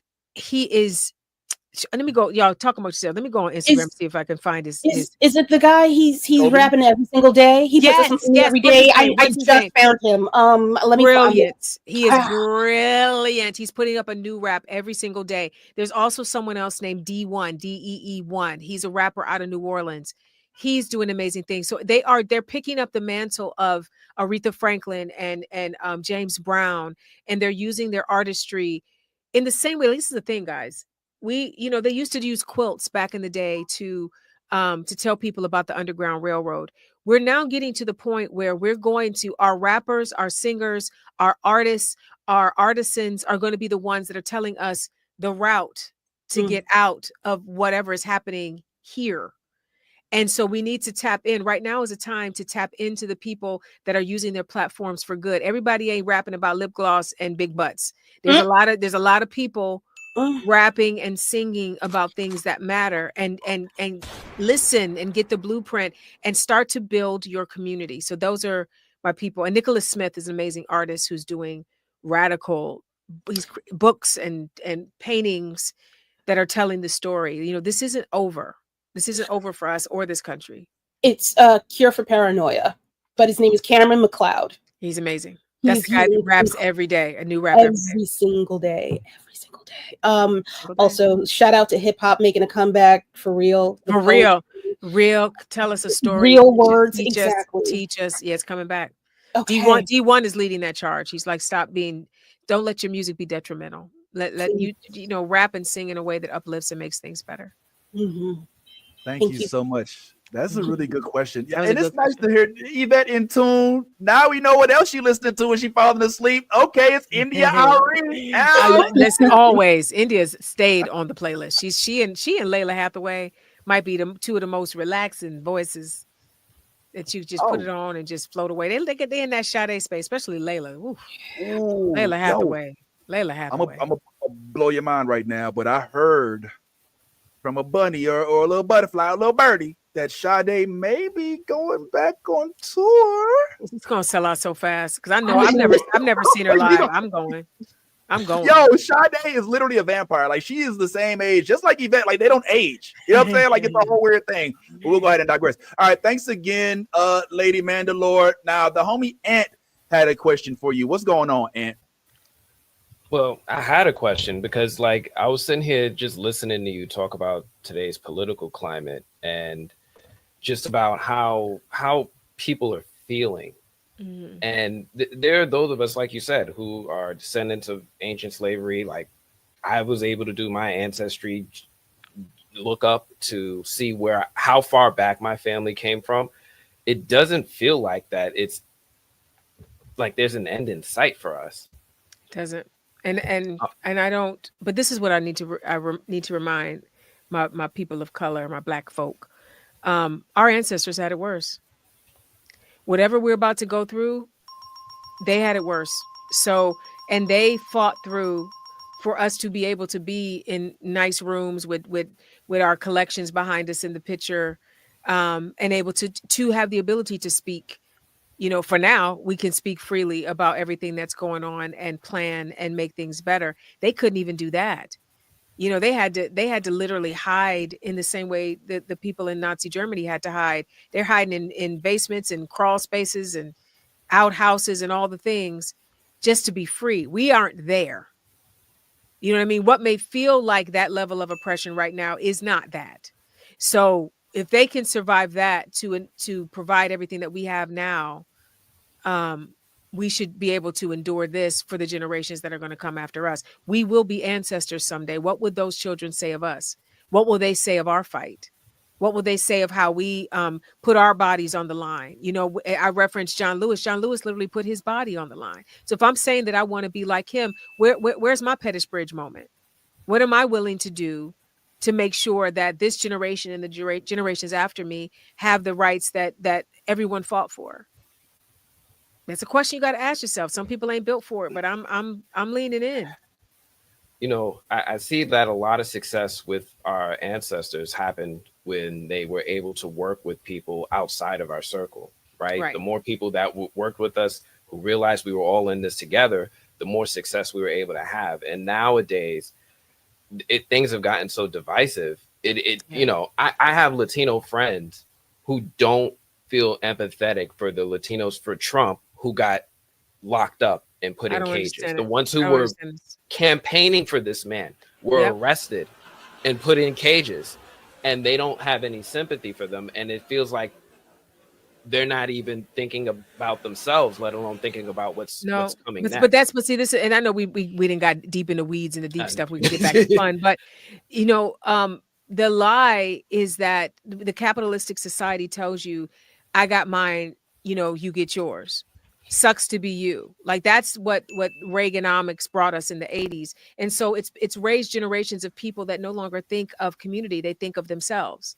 When I make decisions, I'm thinking, how will this affect? I'll give you an example. So we did the Man Enough movie, me, Essence, and Tony Braxton. So when you do a movie, you end up having a gallery shoot. And that's where you get together and everybody puts on their fancy wardrobe and you take pictures as your character with the other castmates. And then once you do your photo shoot, they send you all the pictures to you. And then you sit there and you tick off. I like this one. I don't like this one. When you don't like one, it's called killing it. So you have to do your kills and you get a certain amount. Like say you can kill 50% of your solo shots, 25% of your group shots. Okay. Follow me. I'm going somewhere.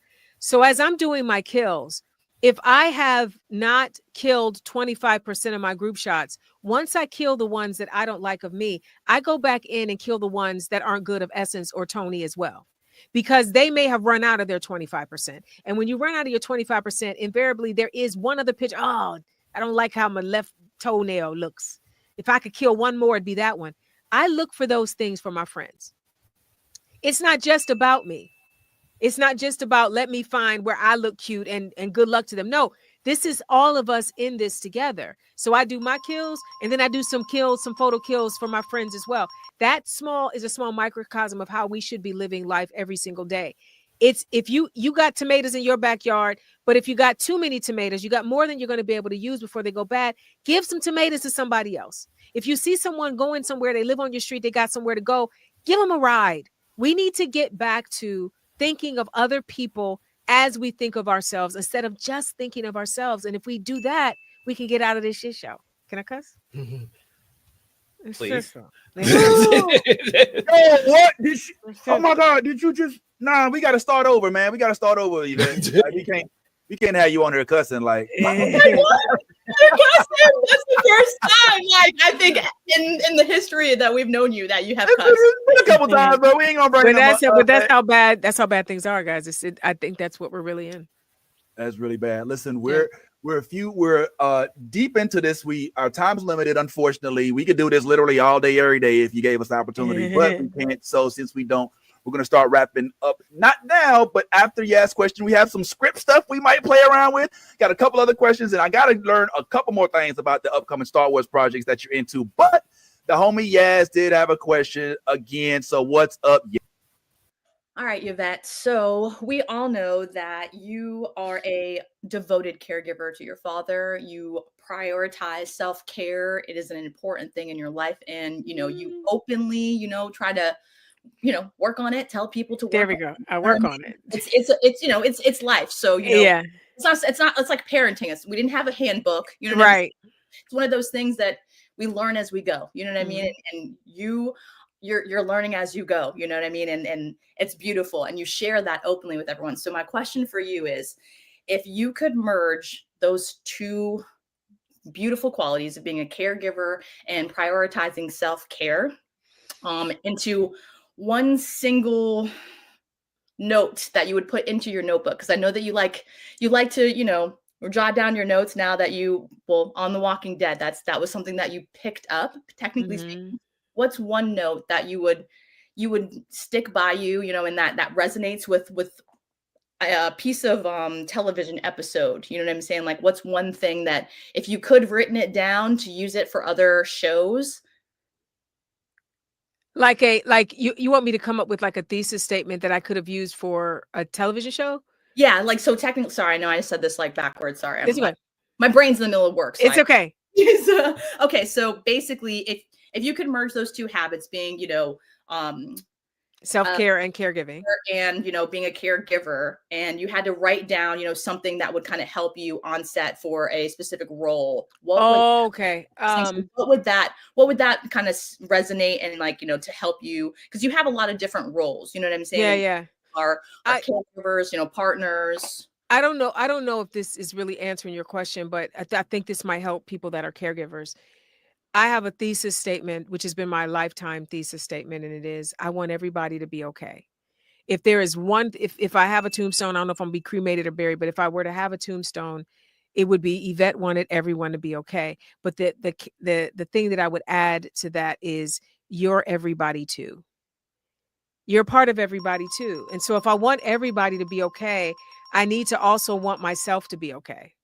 And I think that is the self-care piece that I think is missing in a lot of people's repertoire, because they're so focused on caring for the one that is in their care, be it their child, their parent, their friend, whatever, that they forget that, you can't pour from an empty vessel.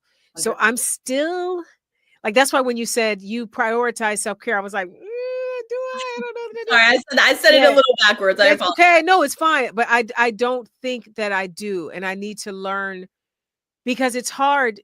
Only one thing can be in first position. Correct. Right? So if I have decided that I'm going to give everything I can to my father or my husband or my dog or a job, then that means that thing or those people becomes number one. So you can't have them be number one and have yourself be number one.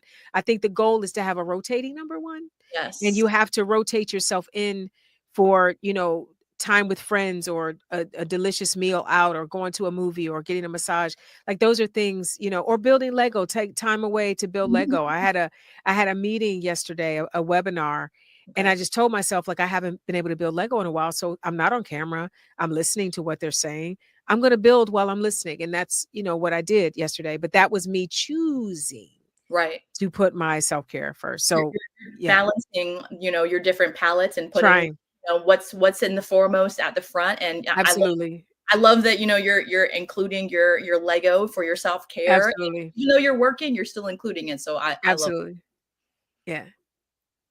Hope that well, listen, man, I ain't gonna lie, man. We getting deep. We done got real deep, man. Listen, it flows. Listen, every time I come on, it flows exactly the way. I know you have your little plans, Vince. You got your plans, but it always goes where it needs to go. It just goes where it needs to go. You can plan all you want, and God will laugh. Yeah, let him use you. Is what I like to say. You know what I'm saying? Oh, well, damn. I guess we used up the screen. I think she might have accidentally clicked off, but yeah, hopefully she joins us back again in a second. Loving where we are right now. When she gets back, which hopefully she does pull back up, I got a feeling she may have accidentally clicked out of here. There she goes. Who's right every time? Ha ha ha. And anyway, so one thing I didn't get as we're still making our way to get it back on here is there are upcoming Star Wars projects that we have now to look forward to. And one of the things, once we get an opportunity to speak with her again, that I'm interested in is whether or not she's looking forward to a new introduction of a new type of show, or excuse me, a new type of Star Wars joint. Because Ryan Gosling, I'm down. Yeah. Down. I am. This is start. I'm down. I subscribe.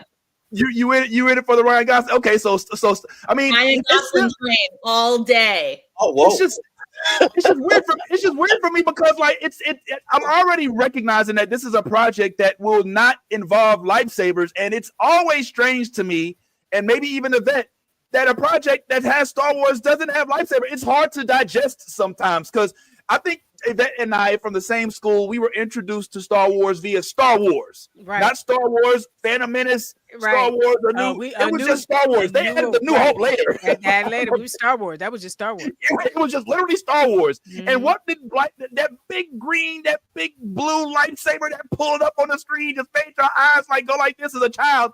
And now we've gotten to the point where movies like Rogue One, Andor, these projects don't even have lightsabers. Yeah, you might get the Force a little bit. You'll get your droids. You'll get your sci-fi fix.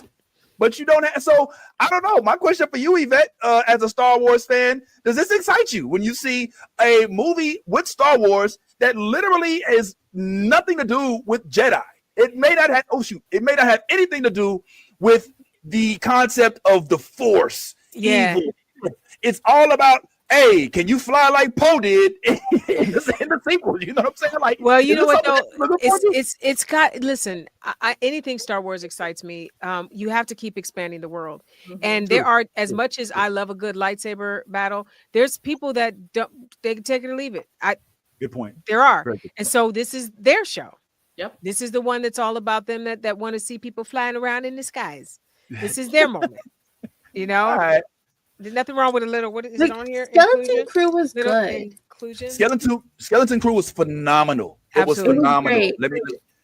So yeah, Nolly. It was actually one of those that probably didn't get as much attention as it deserved. No, it didn't. In my opinion, It needed more. It needed more, honestly, and that's the hill I will die on. That Andor and Skeleton Crew are probably the best, besides the first 2 seasons of Mandalorian, the best Star Wars TV we've gotten. Honestly, truly. I agree. Yeah, Andor and Skeleton Crew. And then I go Mandalorian season 1 and season 2. I know you're looking forward to this Mandalorian coming up, Miss Yvette Nicole Brown, the whole Mandalorian and Grogu movie. I know you right there on the first row, ready to see that thing. And listen, this is one of the greatest things about getting to host things for Disney. Because I just did their Destination D23. I hosted their studio panel. Oh, it was so great. It was so great. Yeah, I'd be jealous. I'd be jealous too if I wasn't there. Because the reason I say yes, besides the fact that it's just a great opportunity, is that you get to see everything first. You know, so all the clips and the videos and that, and you get to meet a lot of the people that are a part of it. So when I saw that trailer for the first time, bring it, put it in my veins. And it was here in Orlando, right? They were at I came down to Disney World. And she ain't even saying not a thing. Let me tell you something. The way they had me scheduled, y'all. It was a grand opening, grand closing. Look, and I have been working time. Listen, here at Disney World, I got passes, so I'll meet you down on Main Street. I'm in themed houses in Orlando. Oh my God. We'll literally be offended. Bedroom. I will definitely let you know next time I come down. Like if Yvette comes to Coruscant and doesn't shout out, like how we not getting off? Anyway, all right. I have one final question that is not as deep as some of the ones we've had, but then we want to get into our script. All of us, just so y'all know, a little bit of full disclosure, we have submitted for approval to the only official Emmy award-winning actress on here. Nominated, but I'll take it. I'll take it as if you see something in the future. I'll take it. Yeah. I'm speaking into existence. We submitted some scripts from some of our favorite scenes in Star Wars and a couple other movies. Well, one other movie, honestly. I ain't gonna lie. One movie didn't make the cut. I'm gonna let y'all guess what it is later. But I was like, man, I don't think Yvette even messed with that movie. It was Back to the Future. I was gonna. Are you high? High. I love Back to the Future. How dare you? You don't know if I mess with Back to. Don't let me put my Lego DeLorean I didn't put together. What are you talking about? I'm so sorry. All right, we never spoke about it. Be the age I am and not be into Back. Have you? What is happening? That trilogy is foundational for people of my generation. Foundational. 100%. All right. The only reason, all right, in my defense, and I'll take those lashes. I deserve them. I shouldn't have been prejudiced. But in my defense, the only reason I said that's because we hadn't spoken about it. It's not because you had expressed that you weren't into it. No, we've already stayed in certain projects and program and I love it. Properties. But this is I gotta isolate us for this, y'all. So bear with me a second, because this one could determine the future of Star Wars as we know it. So Miss Yvette. Let me find my stuff. Hold on. Keep talking about Okay, yourself. well, go ahead. You can find it now, but we ain't gonna do that part right now. Right now, this is just a question. Okay.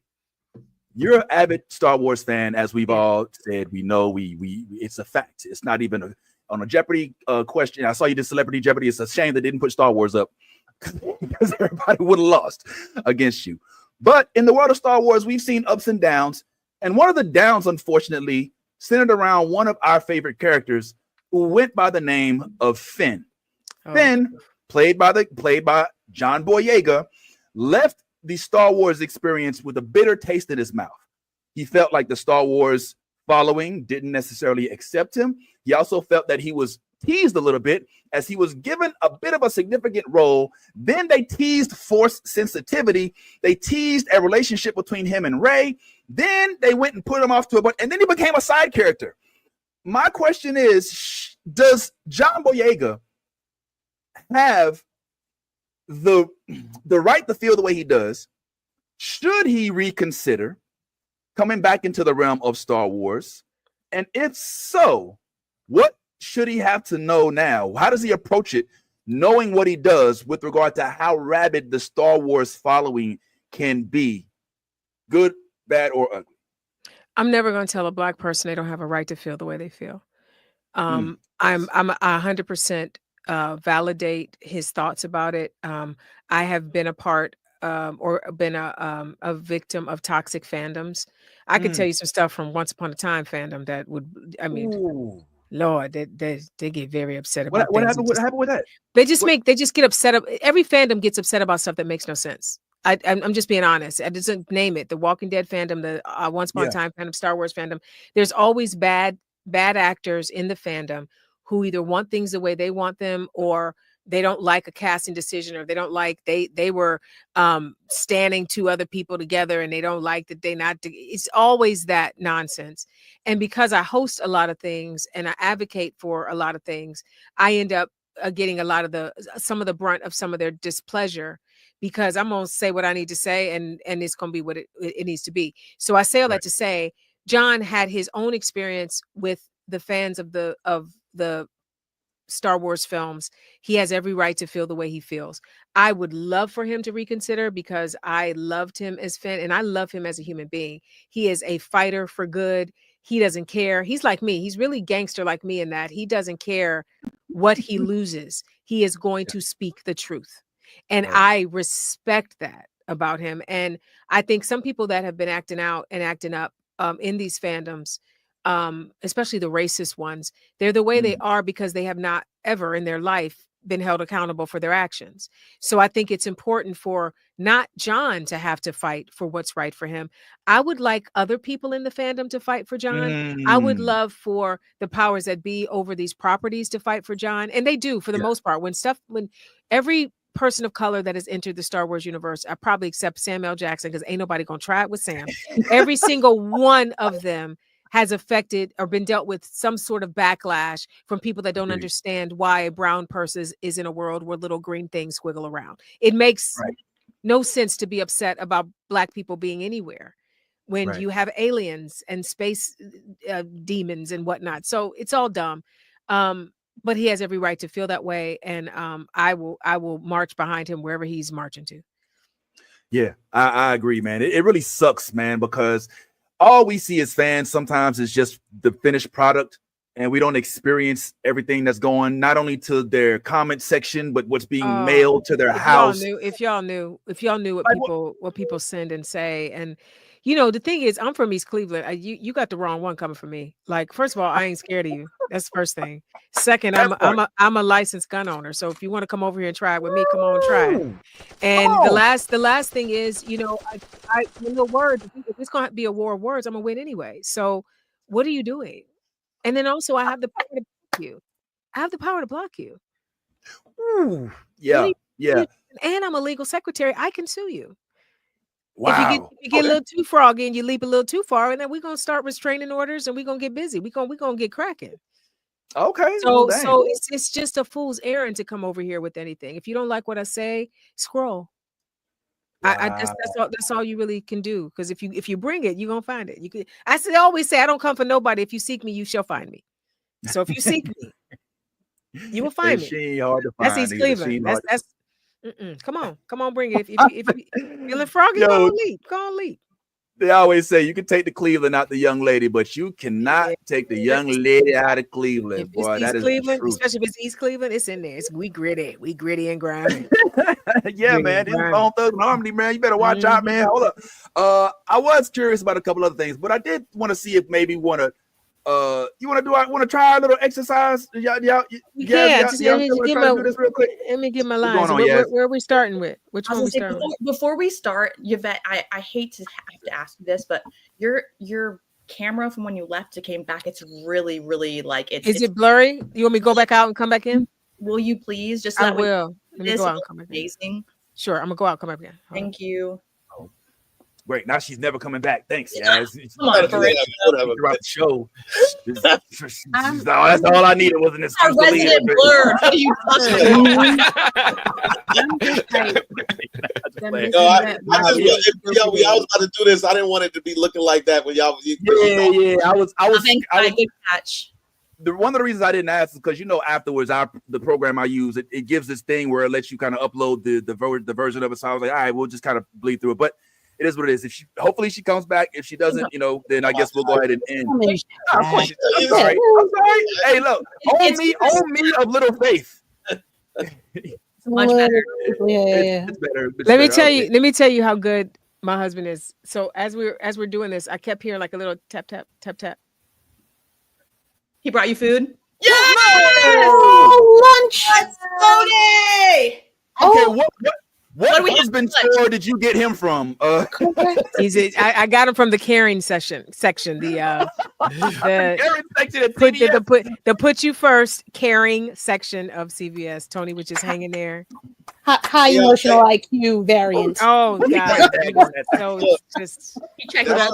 That's how you know you got a good heart, Yvette. Because most women, if they get a Tony, they're not telling you where they got Tony. They gonna be like, like this. It's almost like when somebody walks by and be like, "What cologne you wear?" I'm not telling you, so you. It's just an oil. It's an oil I got for that. You know how they do. I don't even know. I put like 5 things on. I don't even know what I got.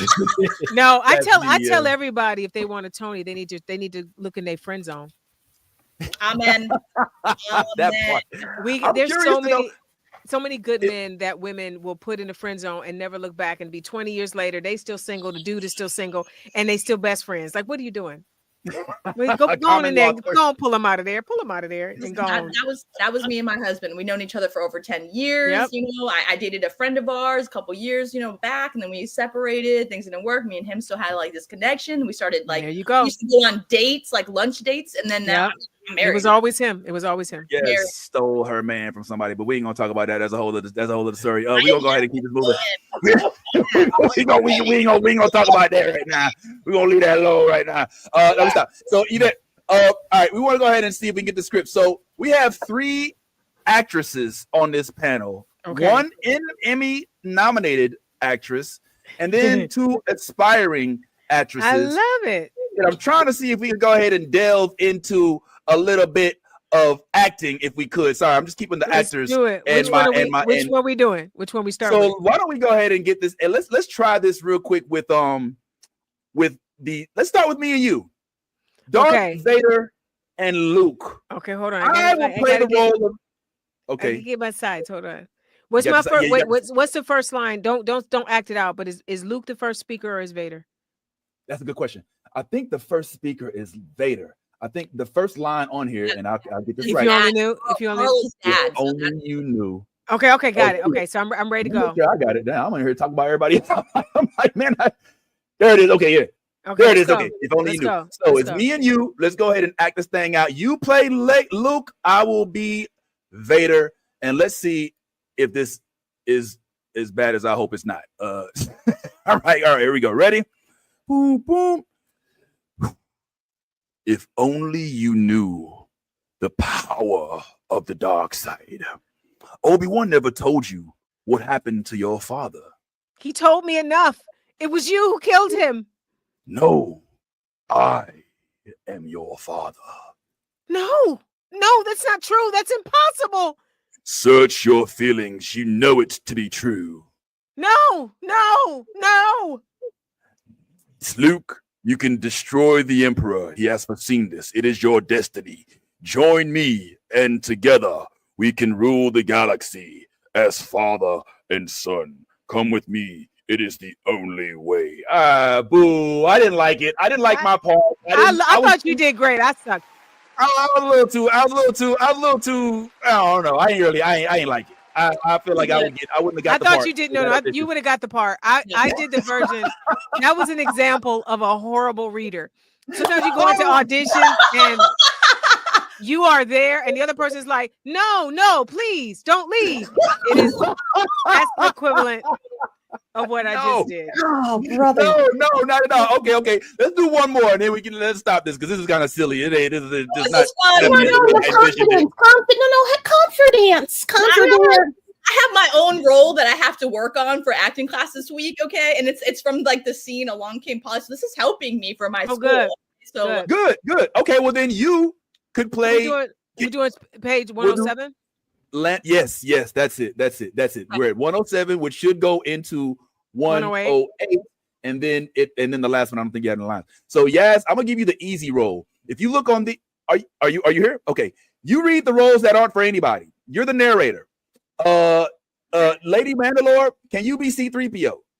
I will do a version of 3PO. Yeah. You should let Yaz be Lando. Then the two actors can actually act with me. Oh, you know what? Hey, you should narrate. You should narrate. Okay, I will gladly narrate. This, all right, let me not dictate. We've learned that that's not the way to go. All right, ladies, would y'all like to choose a role that you want to play instead of me sitting here trying to mansplain? Go ahead and choose. I would still like 3PO. I'm still cool with 3PO. Okay. Now, Yaz, would you rather be Leia than Lando? Because I can be Lando. I honestly don't care. So like I'm one of those people where I'm open to everything. Okay, you be Lando then, and I'll be Leia. Well, I'm gonna be sexy. You ready for this? Yeah. and then you be narrator. You be narrator. I'm a narrator. Hey, all right. Yes, that means you start us off now. All right. So this is you. I'm ready. Narrator as Lando guards. That's narration. Right. I'm gonna read like Chewie finally releases Lando. Like that. That's all I got the first line though, right? Yes. The first line is, "What do you think you're doing?" Right. All right? Okay. All right. All right. We ready? Yep. And action. As Lando guards quickly march the stormtroopers away, Lando begins to undo Chewie's binding. What do you think you're doing? We're getting out of here.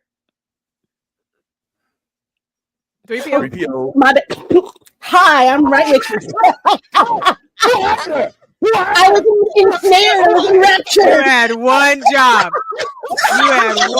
You fought for it. You fought for the job. You the first one. Raise your hand. I want to be 3PO. And then it's your moment to shine. And there's nothing. You give us nothing. Anticipation. It's all about anticipation. Okay.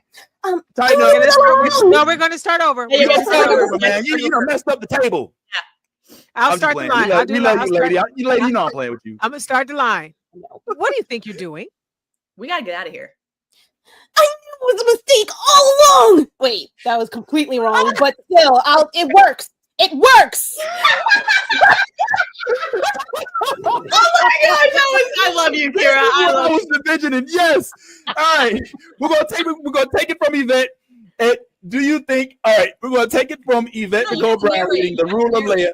Do you think that after what you did? I'm ready. I got it, baby. Okay, ready? All right. I'm sorry. You ready? Yep. Go. Do you think that after what you did to Han, we're going to trust you? Lando tries to free himself from Chewie. I had no choice. Chewie barks ferociously. What are you doing? Trust him. Trust him. Oh, so we understand, don't we, Chewie? He had no choice. I'm just trying to help. We don't need any of your help. No. I don't think he's joking like that. It's Han. He's trying to say Han. Oh, okay. All right. Let's start over. Okay. All right. We don't need any of your help. And action. We don't need any of your help. What? Yes. What? Follow the direction. But that's the first line. Ready? Cut. Ready? We don't need any of your help. And action. We don't need any of your help. What? It sounds like Han. There's still a chance to save Han. I mean, at the East platform. Chewie finally releases Lando, who fights to get his breath back. I'm terribly sorry about all this. After all, he's only a Wookiee. Hey, come on, Academy Awards. Where we at? Where am I at? They're not here. They're not near here.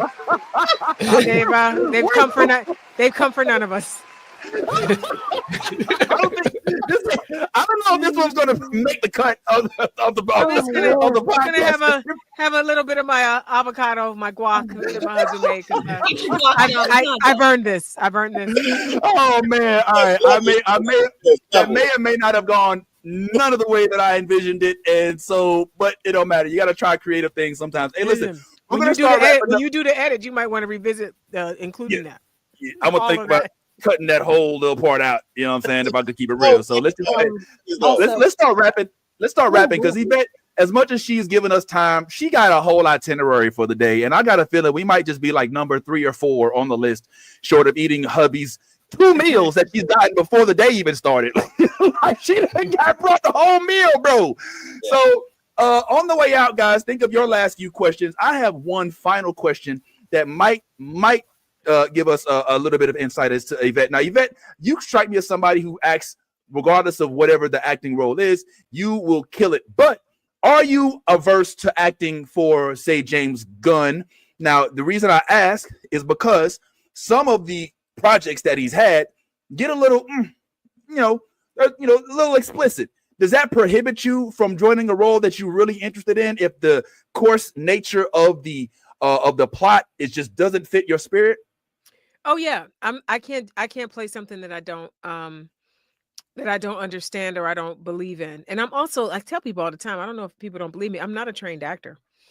I'm kind of I'm not trained. I don't have a degree in acting. I didn't go to any of the conservatories. And I'm not saying this proudly. I probably should have trained, but here we are.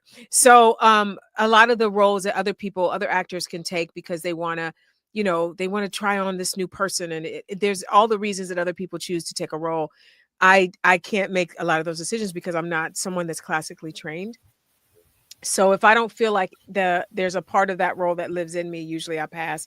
And again, my goal is to be a PG-13 actor. I want to be someone that everyone from 8 to 80 can watch and enjoy my work together. So I choose my projects based on whether the entire family can watch for the most part. So yeah, I don't have a desire to ever do a sex scene. I don't have a desire to ever be naked on camera. I don't, like I said already a couple times, I don't like kissing random people I don't know. So there's some roles that are in that vein that I can't do. I just saw a really great film. My friend Brett Goldstein, who's on Ted Lasso, he has this great film called All For You. And there's, some little sexy times in there, and they're not gratuitous. It's not like they don't take you out of the film. It's actually a full story of different relationships and how they play out, and intimacy is part of it. I personally could not have been in that film because I'm not rolling around in a bed, even if it works for the character. I don't. That's just not who I am. So yeah. Okay, well that's fair. I don't look, guys. I don't want to keep her too much longer. I do hope that we get to speak to her again soon because I didn't get to ask her about Sesame Street. I didn't get to ask her about all that. About Sesame Street. I just want to know what. I mean, you love Sesame Street. I love you love Sesame Street. Sesame you were on here last time, like your eyes glazed over, like when you was talking about how you were getting ready to do a Sesame Street project, but it almost felt like you were heartbroken that we couldn't talk about it because you were like, I can't talk about it. It's out now. I did 2 episodes of Cookie Monster's Bake Sale, and I got to go to the street. There's this big door that opens when you walk to the street. Like they call them elephant doors. This big elephant door opens, and you walk across the threshold, and you are in your childhood. You walk right into your childhood. And when I tell you that door opened, and I went right into the ugly cry. Took one step in and just for real. yeah, because Mr. Hooper's store is there, and the stoop is there, and Oscar's trash can is there. It's all there. Big Bird's nest. It's all there. The nest with Mr. Hooper's drawing, the picture of Mr. Hooper. It's all there. So you walk in, and you are walking into what you've seen your entire life. It's amazing. Sorry, is there one? That was a little burp, guys. Oh yeah, we're not editing that out. It was the guac. Yeah, don't let it out. It was the guac. See that burp? The guac. I burped. That little guac came out. It's delicious. Little guac burp. Was there a specific character, a specific scene, a specific layout that you saw that just made you go, ah? It was the stoop, and then we got to peek in, to crawl in and get into the Oscar's trash can and pop up, like, cause you got to really get down on your knees and then go under like the side of the building to be able to pop up in his trash can, which was really great. And I just saw something you posted. I got to host the Jim Henson 70th anniversary, which is just, crazy that it's been around. The Henson Company has been around that long, and Sesame Street is the Muppets on Sesame Street are part of what he helped create. So now it was amazing. I got to meet Elmo and Bert and Ernie, and me and Cookie are like this now, thicker than thieves. It was great. Abby Cadabby came, and Snuffleupagus stopped by. You never see Snuffy. You never see Snuffy. And who does Snuffy's eyelashes? Because like they need a raise. Because like Please. Snuffy got like amazing eyelashes. Just man, and hallelujah. And absolutely. I just want to know if the count was there. Like, how many of you are coming? I don't think the count was not. I don't think the count was there. I think we didn't see the count. So Elmo was there. Yeah, exactly. That's a good Elmo. That's a solid Elmo.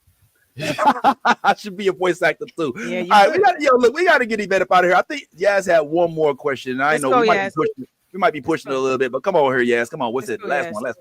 Okay, so we all know you love Lego. I mean, obviously, you have it everywhere. But I got to read that you like to actually donate your Lego to Goodwill to children who don't have or can afford Lego, and I think that's a beautiful, beautiful aspect. What is one thing, because Lego is so diverse in its pieces. What is one thing that you try and make sure it's in the bags when you donate them?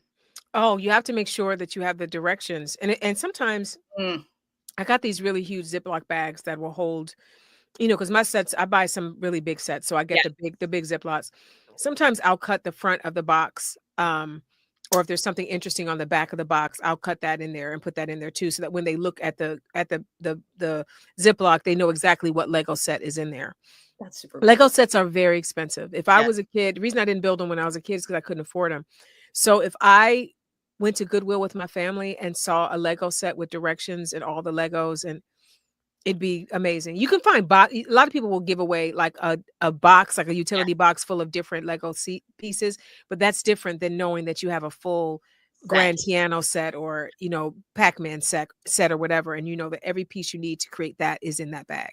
That's awesome. What, so like you said, you like large sets. What is your largest set that you actually have right now that you got to build? Oh, my Batman, Batmobile, cave is pretty big.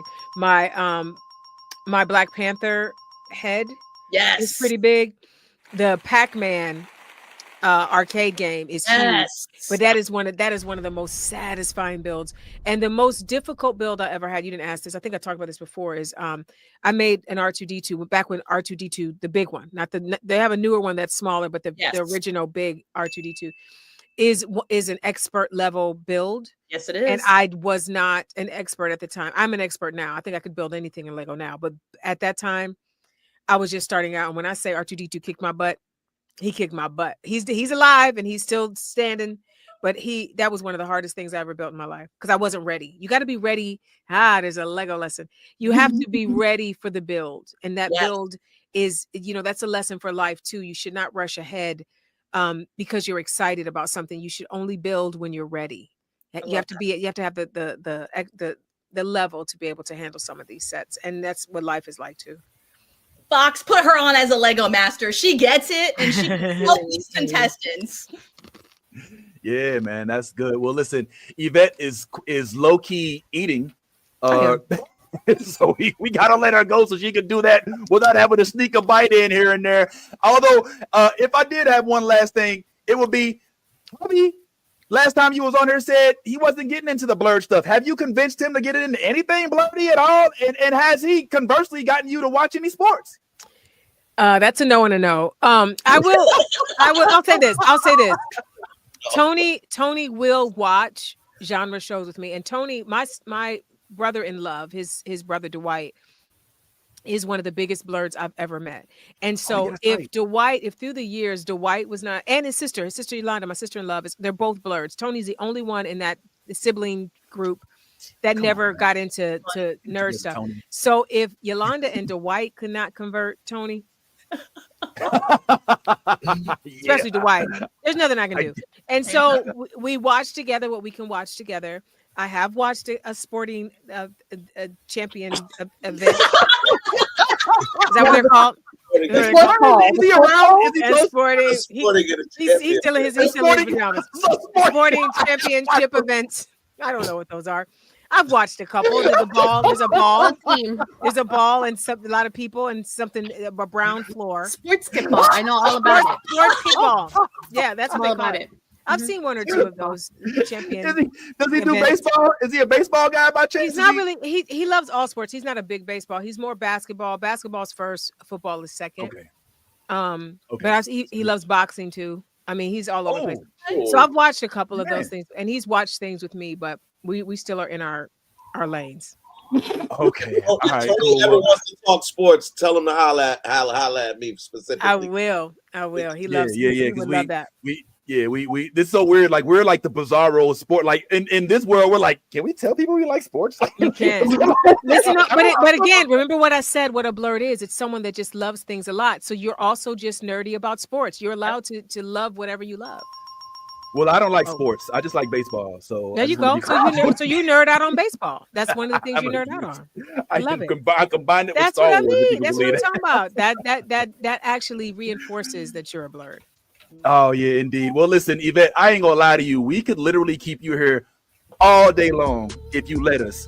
But we ain't gonna let you let us because we know that you got a whole itinerary and a plate or two in front of you that were made by your humble husband who was willing to be a good husband. Not that he was doing it for show, because I'm sure he wasn't expecting us to, talk about him and speak the praises of how good of a husband and ask what husband store you got him from. But we are where we are, right? So, guys, any words before we release our queen back into this crazy world of ours? And yes, love coming from me, sending it your way like this. I'm just really glad that she also loves Gilded Age, because now I'm a text her about Miss Big Poom Poom Bertha and all her men. Do it. Bertha just a bunch of Paradise. Oh, I'm so happy you're watching Paradise. We love that show. Love Paradise. Real quick, Yvette, because I'm tired of it. My wife wants to say hello. Like she over here in my ear, and I'm like, you want to say hello or not? Come say come. What's her name? Amy. Oh, let me get you queued up. Let me get you queued up, man. Let me see if I can get you queued up right. All right, here we go. Come on, bring Amy on. Come on. In the camera. That's the camera. Amy! Oh, you're so pretty. Get her in the screen. Ty, scoot over. You ain't gonna even let us see her full face. We only get half of Amy's face. Okay. There she. Oh, she pretty. Hey, girl. Hello. How you doing? Good. I just wanted to say I'm one of your biggest fans. Oh, honey, nice to meet you. Nice to meet you as well. I'm looking alike too. That's kind of crazy. We do kind of look alike. Look at that. Hey yo, what earth are you? Hey yo, Amy, which earth are you from? Because I got a feeling Amy might be a variant. Let me find out. I have to do we do look alike. What's happening over here? What's happening over here, man? I don't know. All right, well, look, I'm glad that y'all look alike. I'm glad that y'all was able to meet Yvette. Nice. I ain't gonna lie, I even had Kiki was gonna come in there and say something because she loves community, but we'll get her on the back end. Yeah, we'll get her. Call Kiki in. We got 5 minutes. Call Kiki in. Oh my God, like she's being way too gracious because I will literally get up and I will go get her. Oh, get her. Go get her. Let's go get her, man. Go get You're her. talking too much, and you're doing a lot of talking and not a lot of Not a lot getting. of walking. Her not a lot of- movement, action. Hosted in his drawers. Yep. Did he get up in his underwear? Was he in his shirt? Oh, I at man. least put pants on for y'all. Thank you, Yvette. Thank you. Consummate She lady. put pants on and a lash, so you know she likes Right? this. I sure did. Yvette, I want you to know how much we really do love you and appreciate you. I You love y'all. You are one of one. Like Yeah. when I think of great human beings, you top my list every single time. Oh, thank you. Tony is a very lucky man, and my you boo. are lucky for Tony because I ain't cooking 2 meals in one day. Putting that out That's there. real. I think I think I've cooked twice since I've been married. He cooked 2 in 1. He takes- He knocked us out the box. That's He why I'm takes- like, He look, takes man. good care of me. He takes really good care of me. All right, I'm gonna do. Let me get this one last ISO in here, guys. I'm gonna do a quick ISO if it's cool. Okay. All right, man. We got somebody wanted to join us real quick. Pull on up. What's up? Come on, man. Stop playing. First of all, I was in the Hi. Hello. Oh my God, it's such to see you again. Nice to see you. All right. What? Now, since you last spoke with her, what you looking at me like that for, man? What you does that? All right. Well, you last were talking about Community because you really like that show, and she confirmed with us, as she has already in the public, that she'll be in the movie. There's a Community movie. There's a movie, and everybody but one unnamed nobody is going to pull up and be in the show. He's somebody to somebody. I'm all right. I ain't gonna throw that. I don't need to hate. Well, send it to me, not nobody else. But so did you have any questions about that real quick? Because we gotta let her go. We kept her really, really, really too long, and she's just being nice right now. This is literally my first time hearing about that. But I told you. I told you before. You know what? All right, you got 5 seconds, and she's going away forever. 5. You're awesome. 4. Oh, thank you, honey. All right, wash the dishes. All right, thanks. All right, man. Look, we gotta let Yvette get back into her normal life, man. I think we've disrupted enough. No disruptions. Whatever she got going on here. So we cannot thank you enough for giving us so much time. I hope that too much time doesn't lapse before our next time that we get to meet. One thing. Yo, I need to apologize first of all because we had 2 other dates set and it kept getting moved. I'm so sorry. And today, and then we had to move today back a couple hours. So you guys have been so flexible and wonderful. Thank you, and I'm so glad I made it back. Now that some of that was my fault because my dumb ass, I excuse my language, but I freaking Nolly and Vince, you. we got that message yesterday. I was like, what is Vince talking about? It's so messed up because I love math, but math and clocks aren't the same, right? So Nolly hit me was like, yo, Yvette was wanting to see if we could talk for a longer time. Let's push it up a little bit. And my head was like, okay, perfect. So she's on West Coast time. That's 3 hours. So you 3 push hours. it up instead of push it back. 3. Okay, 3 o'clock. And so I was like, yo, you ready for 3 o'clock? And she was like, hold up. I thought I was pulling up at 9. I was like, what am I saying? He's So- good at a lot of things, but not Yeah. math. But is an engineer. But that's I was fine. gonna- yeah, We'll talk about that another Not day. clocks and math are not equivalent. Okay, like I'm not good with time zones. I don't know why, because they go forward and backwards. And Yeah, it's sorry. all right. We made it. We got We here. made it through. So let's go ahead and end this. Listen, I threat to say this because you normally give us a shout out on the way out. I'm not gonna lie, the Wi-Fi is a little Wi-Fi right now. Mine But I is. want to. It is a little bit, but no Bad pressure. again? Damn. It's all good. Just It's stick literally with an Ethernet. We'll end this and then we'll do it after the fact. But I want to give you a real quick rendition of our time over the years. Here's our first Yvette Nicole Brown intro. I love the new blurred order. You should too.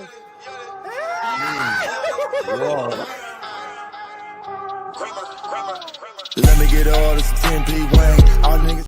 It gets a little Y'all want crazy. to talk about blurry? How blurry was that? God. we on flip phones? We all had different internet at that time. Vince was the worst internet at that I could not get through a show with internet. That's true. Literally. And then one of the last times you blessed us with this bad The boy. new blurred order is one of my favorite places to visit. I hope you'll join us next time.